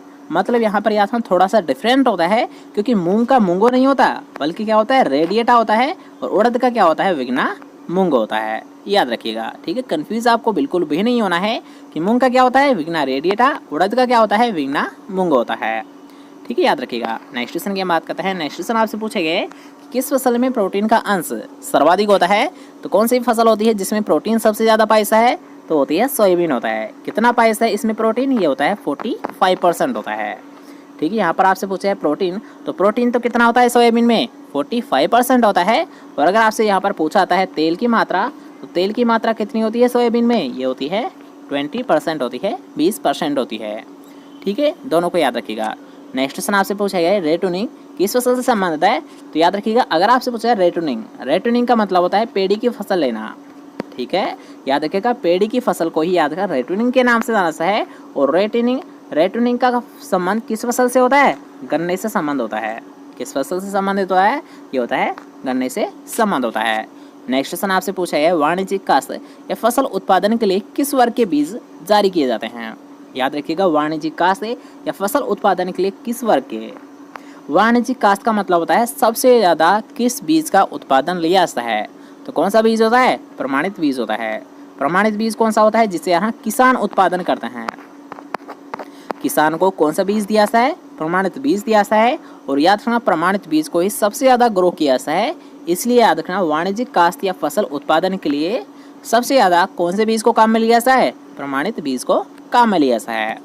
नेक्स्ट क्वेश्चन आपसे पूछा गया है कि एक ही खेत में एक साथ दो या दो से अधिक फसलों को उगाना क्या कहलाता है? मिश्र सस्यन कहलाता है। एक ही खेत में दो या दो से अधिक फसलों को उगाना क्या कहलाता है? मिश्र सस्यन कहलाता है। नेक्स्ट क्वेश्चन आपसे पूछा गया है कि कौन सा गेहूं का अनुहरण खरपतवार है। ठीक है, यहाँ पर आपको एक वर्ड देखने को मिल रहा है, अनुहरण। तो अनुहरण का मतलब होता है नकलची खरपतवार। अनुहरण का मतलब क्या होता है? नकलची खरपतवार। तो गेहूं का कौन सा होता है नकलची खरपतवार? ये होता है फेलेरिस माइनर होता है। और ये फेलेरिस माइनर होता क्या है? गेहूं सा होता है। क्या होता है? याद करें, गेहूं का अनुहरण या खरपतवार, नकलची खरपतवार, वो होता है गेहूं सा। और गेहूं सा का नाम क्या होता है? वानस्पतिक नाम ये होता है फेलेरिस माइनर होता है। नेक्स्ट क्वेश्चन आपसे पूछा गया है कि फल उत्पादन तथा इससे संबंधित क्रियाकलाप के अध्ययन को क्या कहा जाता है। तो फल उत्पादन और इससे संबंधित जो अध्ययन किया जाता है ये किया जाता है पोमोलॉजी में। फलों का अध्ययन क्या कहलाता है? पोमोलॉजी कहलाता है। और पोमोलॉजी यहाँ लैटिन प्लस ग्रीक, पोमोलॉजी क्या होता है? लैटिन प्लस ग्रीक दोनों भाषाओं का शब्द होता है। ठीक है, नेक्स्ट क्वेश्चन की हम बात करते हैं। नेक्स्ट क्वेश्चन आपसे पूछा गया विटामिन ए का समृद्ध स्रोत कौन सा होता है। यहाँ विटामिन ए है, ये सबसे ज़्यादा किस में पाया है? गाजर में पाया है। नेक्स्ट क्वेश्चन आपसे पूछा गया है कि विटामिन सी की न्यूनता के कारण कौन सा रोग होता है। तो स्कर्वी रोग हो जाता है। याद रखिएगा, ये भी एक अच्छा क्वेश्चन है कि विटामिन सी की न्यूनता के कारण कौन सा रोग हो जाता है? स्कर्वी रोग हो जाता है। नेक्स्ट क्वेश्चन आपसे पूछा गया है कि आलू है एक, तो आलू क्या होता है? एक रूपांतरित तना होता है। आलू क्या होता है? रूपांतरित तना होता है। नेक्स्ट क्वेश्चन आपसे पूछा गया है कि केले का प्रवर्धन किसके द्वारा किया जाता है। तो केले का जो प्रोपेशन किया जाता है, जो प्रवर्धन किया जाता है, ये किसके द्वारा किया जाता है? ये किया जाता है प्रकंद या राइजोम के द्वारा किया जाता है। याद रखिएगा, केले का जो प्रवर्धन किया जाता है ये प्रकंद या राइजोम के द्वारा किया जाता है।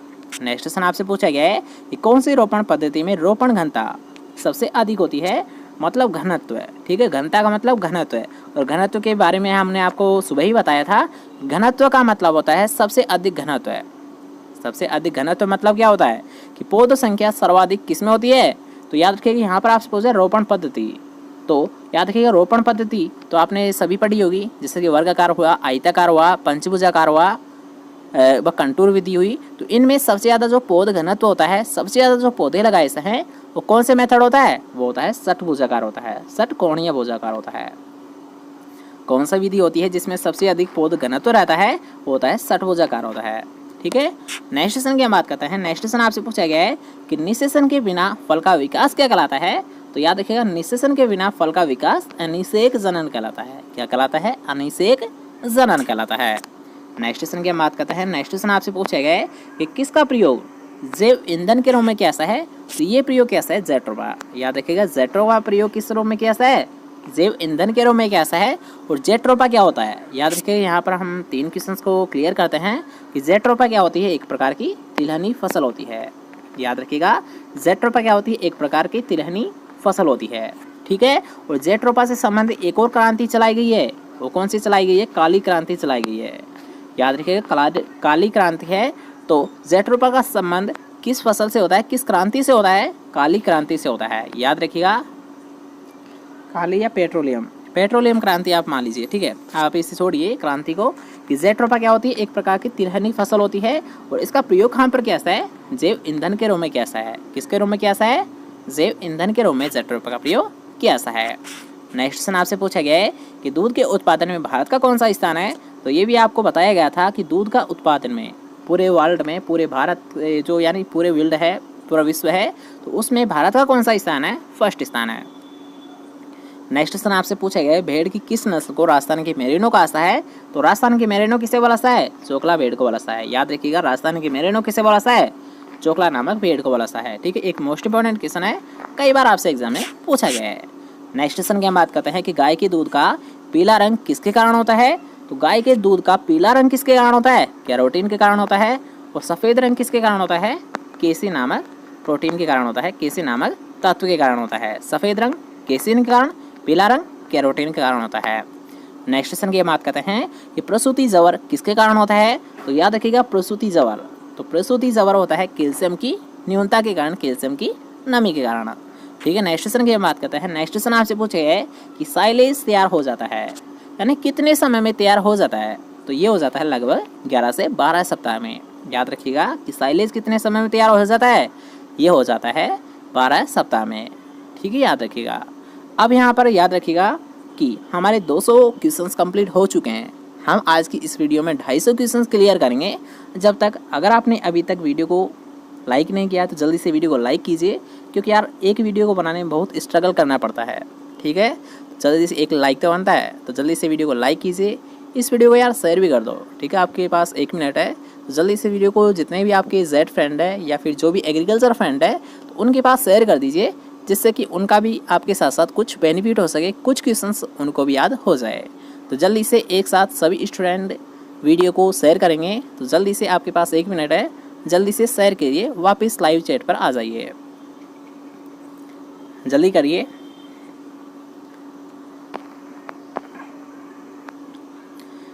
ठीक है ना, नेक्स्ट क्वेश्चन की बात करते हैं। अगर आपने शेयर किया है तो अच्छी बात है, नहीं किया है तो कोई दिक्कत नहीं है, आप बाद में भी कर सकते हो। ठीक है, 50 क्वेश्चन और पढ़ लीजिए, इसके बाद में भी आप शेयर कर सकते हो। बस यहाँ पर मेरी एक ही रिक्वेस्ट है कि आपको शेयर करना है ज़्यादा से ज़्यादा। ठीक है, तो सभी सुन लीजिए कि आपको बस कुछ नहीं करना है, इस वीडियो को ज़्यादा से ज़्यादा जितना हो सके उतना शेयर कर दीजिए। ठीक है, जिससे कि हमें भी कुछ बेनिफिट हो सके और जो आपके फ्रेंड है एग्रीकल्चर फ्रेंड उनको भी कुछ हेल्प हो सके। ठीक है, नेक्स्ट क्वेश्चन की हम बात करते हैं। नेक्स्ट क्वेश्चन आपसे पूछा गया है कि कोलेस्ट्रम में क्या भरपूर मात्रा में होता है? तो याद रखिए कोलेस्ट्रम, तो कोलेस्ट्रम किससे बोलता है? यहाँ खीस को बोलता है। किसे बोलता है? खीस को बोलता है। और इसमें सबसे ज़्यादा कौन सा विटामिन पाइसा है? विटामिन ए पाइसा है। याद रखिएगा, खीस में सबसे ज़्यादा कौन सा होता है विटामिन? ये होता है विटामिन ए होता है। नेक्स्ट क्वेश्चन की हम बात करते हैं। नेक्स्ट क्वेश्चन आपसे पूछा गया है कि ब्यूटाइरोमीटर का प्रयोग किसे नापने के लिए किया जाता है? किसे मापने के लिए किया जाता है? तो ये किया जाता है दूध में चिकनाई का अंश, चिकनाई का मतलब वसा की मात्रा ज्ञात करने के लिए।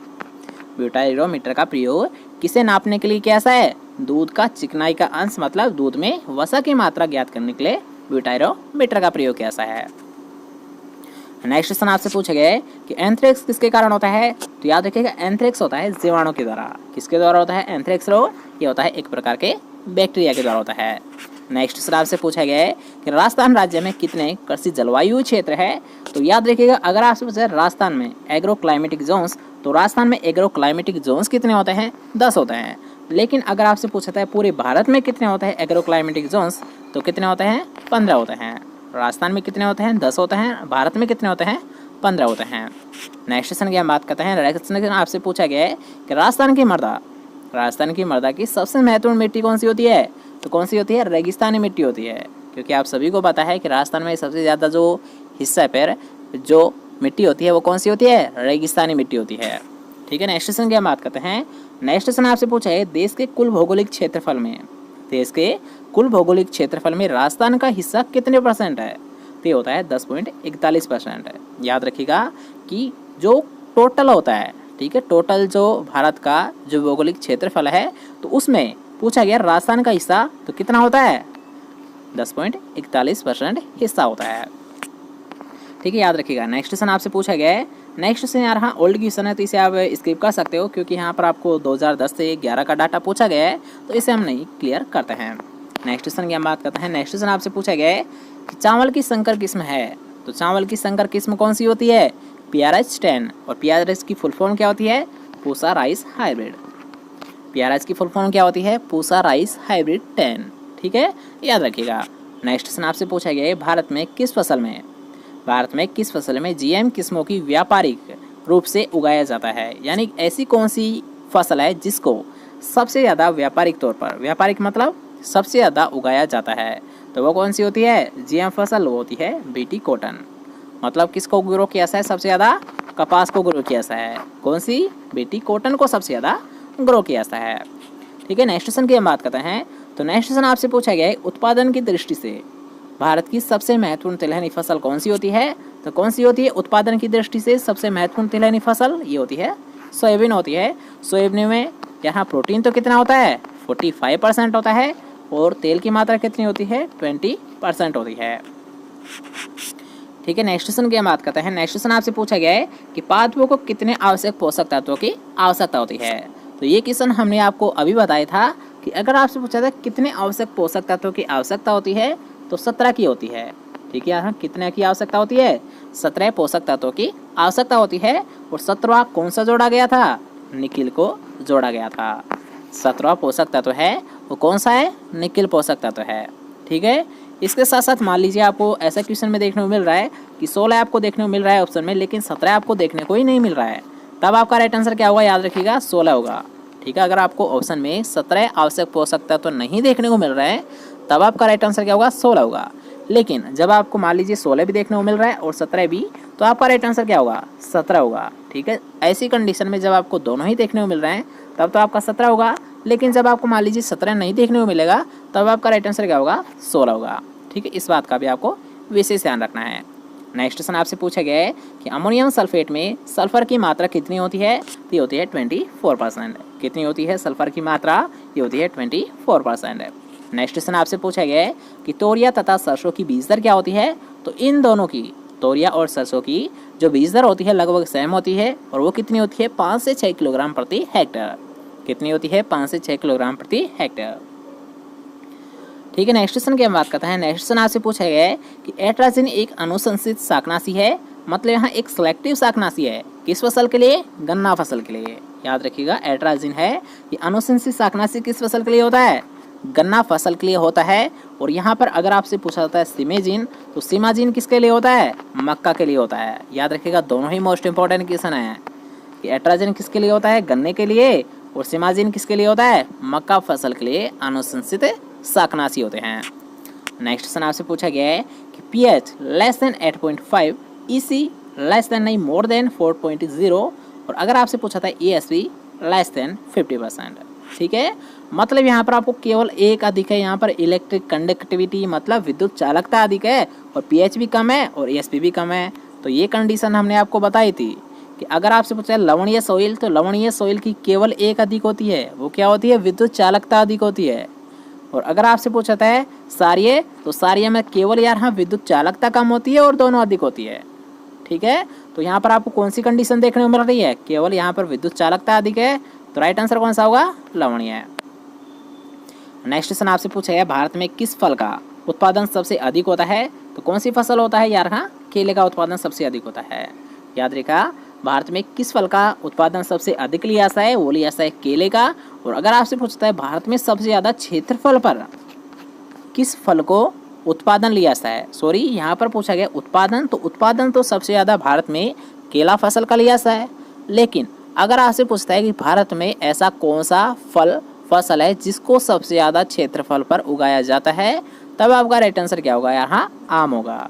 क्योंकि सबसे ज़्यादा क्षेत्रफल पर किसे उगाया जाता है, आम को उगाया जाता है। लेकिन सबसे ज़्यादा उत्पादन किसका होता है, केले का होता है।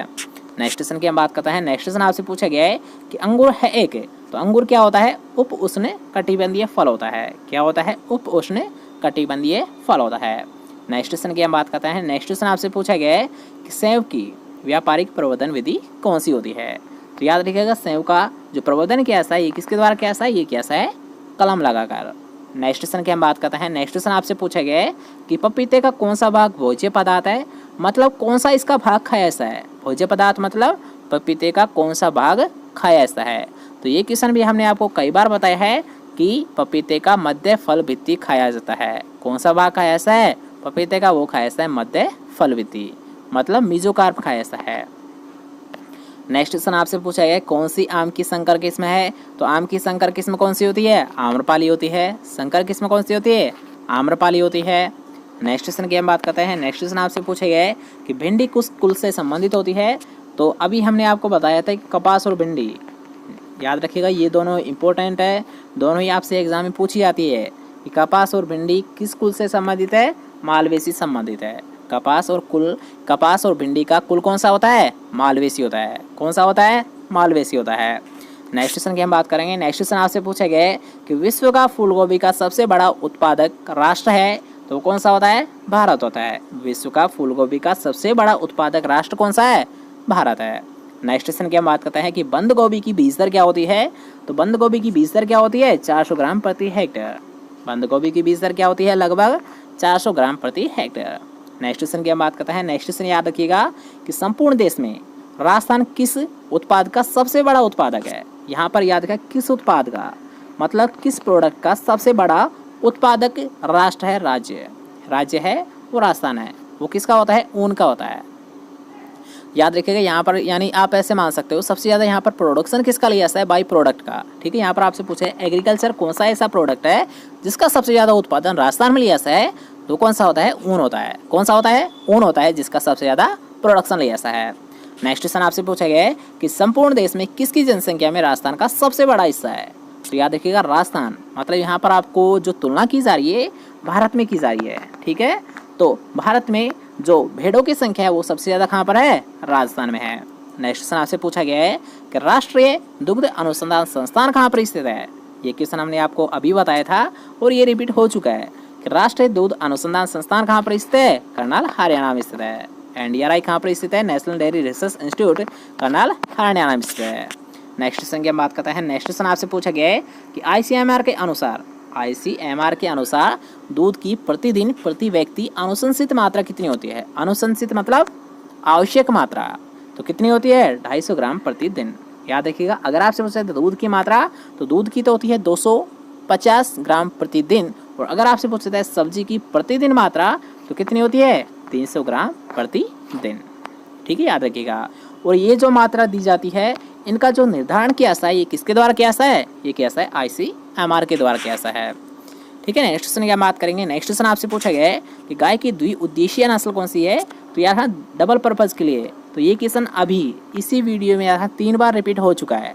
ठीक है, तो याद रखिएगा आपको ये पता चल गया होगा कि कितना इंपॉर्टेंट क्वेश्चन है ये, कि गाय की द्विउद्देशीय नस्ल कौन सी होती है, थारपारकर होती है।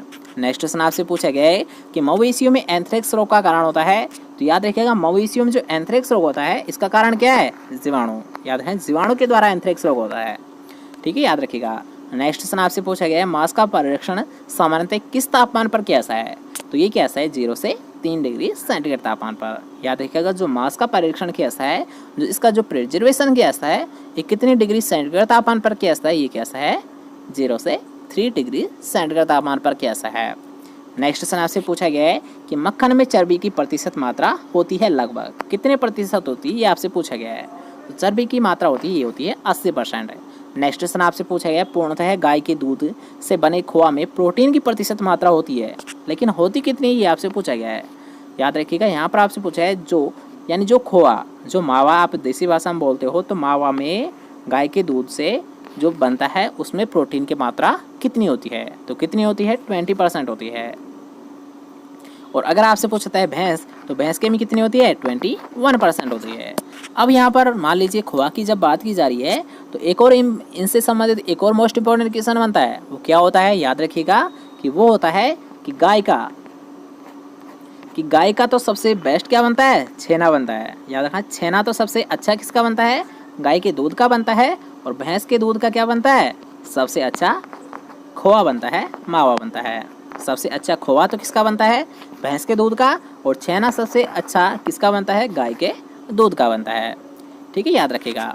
नेक्स्ट क्वेश्चन आपसे पूछा गया है कौन सा तत्व कोशिका भित्ति की रचना के लिए आवश्यक तत्व होता है। तो याद रखिएगा कोशिका भित्ति के लिए आवश्यक तत्व है तो कौन सा होता है, कैल्शियम होता है। याद रखिएगा कोशिका भित्ति की आपको रचना करनी है तो कौन सा आवश्यक तत्व होता है, कैल्शियम। नेक्स्ट क्वेश्चन आपसे पूछा गया है कि धान की फसल का अनुहरण खरपतवार है। और अनुहरण का मतलब अभी आपको बताया गया था कि क्या होता है, नकलची खरपतवार। मतलब आपसे क्वेश्चन में पूछा गया है कि धान की फसल का नकलची खरपतवार कौन सा होता है। तो कौन सा होता है, एकाइनोक्लोवा क्रूसगेली। क्या होता है, एकाइनोक्लोवा क्रूसगेली। मतलब ये किसका नाम होता है, सांवा का होता है। याद रखिएगा सांवा का होता है। मतलब धान का जंगली खरपतवार या फिर अनुहरण खरपतवार या फिर नकलची खरपतवार क्या होता है, सांवा घास होता है। ठीक है, याद रखिएगा। नेक्स्ट क्वेश्चन आपसे पूछा गया है कि मक्का की इष्टतम फसल ज्यामिति क्या है। मतलब याद रखिएगा यहाँ पर आपसे पूछा है कि जो क्रॉपिंग स्पेसिंग जो डिस्टेंस रखी जाती है, आप डायरेक्ट याद रखिएगा इस जो डिस्टेंस रखी जाती है वो कितनी रखी जाती है मक्के में, ये रखी जाती है 60 × 25 सेंटीमीटर। याद रखिएगा मक्का की इष्टतम फसल ज्यामिति कितनी रखी जाती है, ये रखी जाती है 60 × 25 सेंटीमीटर। नेक्स्ट क्वेश्चन आपसे पूछा गया है कि दालों के लिए हानि रहित, याद रखिए यहाँ पर आपको एक वर्ड दे रखा है कि हानि रहित शाकनाशी कौन सा होता है। तो याद रखिएगा हानि रहित शाकनाशी कौन सा होता है, होता है पेंडामेथिलीन होता है। कौन सा होता है, याद रखिएगा दालों के लिए ये होता है पेंडामेथिलीन होता है हानि रहित शाकनाशी। नेक्स्ट क्वेश्चन की हम बात करते हैं। नेक्स्ट क्वेश्चन आपसे पूछा गया है कि ज्वार धान्य फसल की अपेक्षित बीज दर कितनी होती है।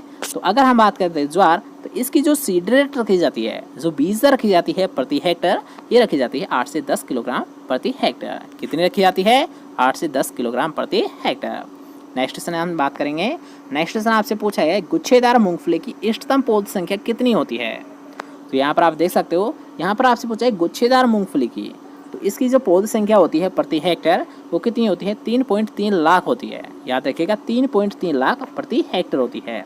कितनी होती है पौध संख्या, 3.3 लाख प्रति हेक्टर होती है।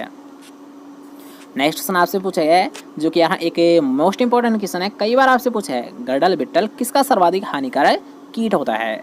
तो याद रखिएगा गड़ल बिट्टल की अगर हम बात करते हैं तो ये किसका होता है, सोयाबीन का होता है। किसका होता है हानिकारक कीट, ये होता है सोयाबीन का होता है। नेक्स्ट क्वेश्चन की हम बात करते हैं कि अंतिम रेशा निकालने के लिए अलसी के डंठल के उपचार को कहा जाता है।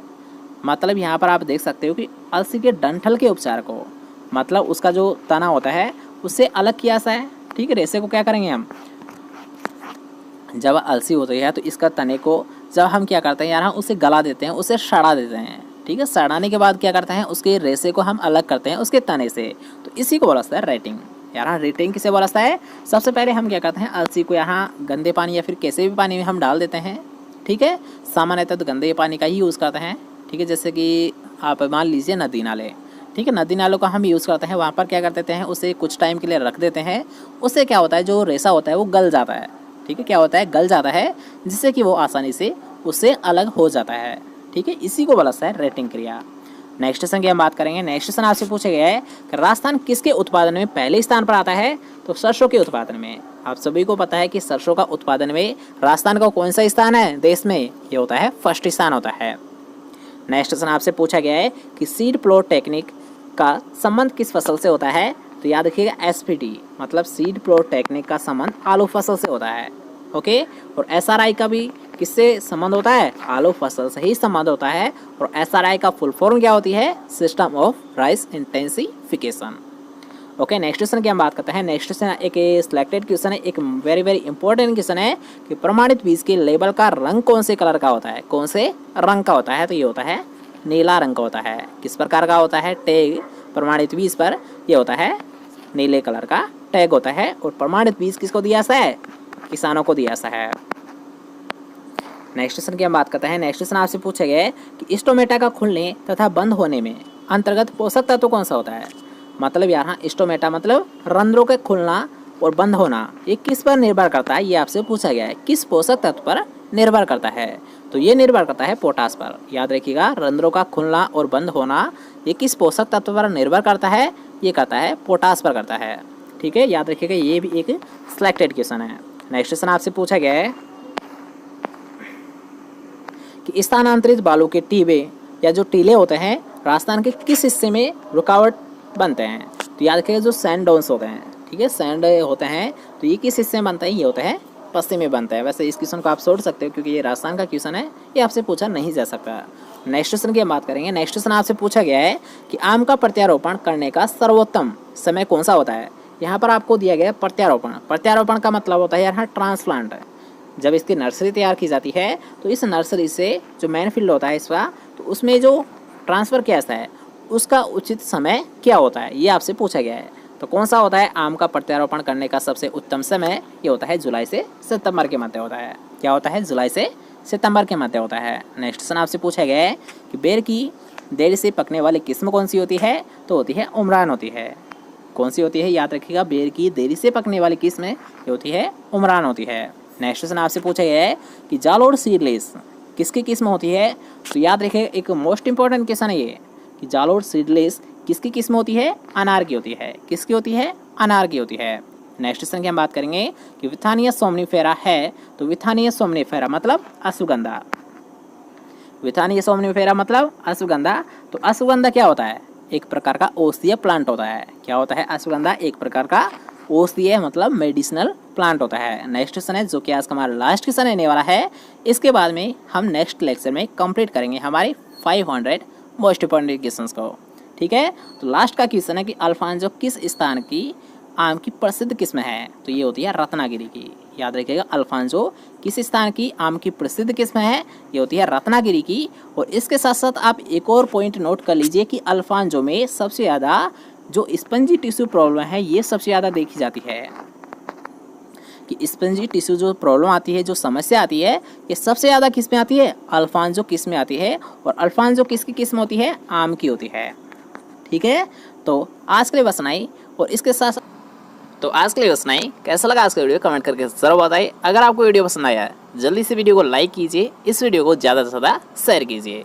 अब यहाँ पर याद रखा, आपके लिए इतनी स्ट्रगल किया है, आपके लिए यहाँ पर 500 मोस्ट इंपॉर्टेंट क्वेश्चंस को कलेक्ट किया है, तो आपका इतना तो हक बनता है ना, इस वीडियो को ज़्यादा से ज़्यादा शेयर करें। तो जल्दी से इस वीडियो को शेयर कीजिए। हम इसका एम रखते हैं, इसका टारगेट रखते हैं 1K व्यूज़। ठीक है, तो जल्दी से 1K व्यूज़ को कंप्लीट करिए, देखते हैं आप कितने जल्दी करते हो। ठीक है, तो जल्दी से जितने भी स्टूडेंट देख रहे हैं उन सभी को एक रिक्वेस्ट है कि आप सभी इस वीडियो को ज़्यादा से ज़्यादा शेयर कीजिए ताकि हम इस वीडियो को एम कंप्लीट कर सकें। ठीक है, तो जल्दी से शेयर कीजिए। इसके साथ साथ मिलते हैं कोई next important Jai Hind, bye bye, take care, best of luck.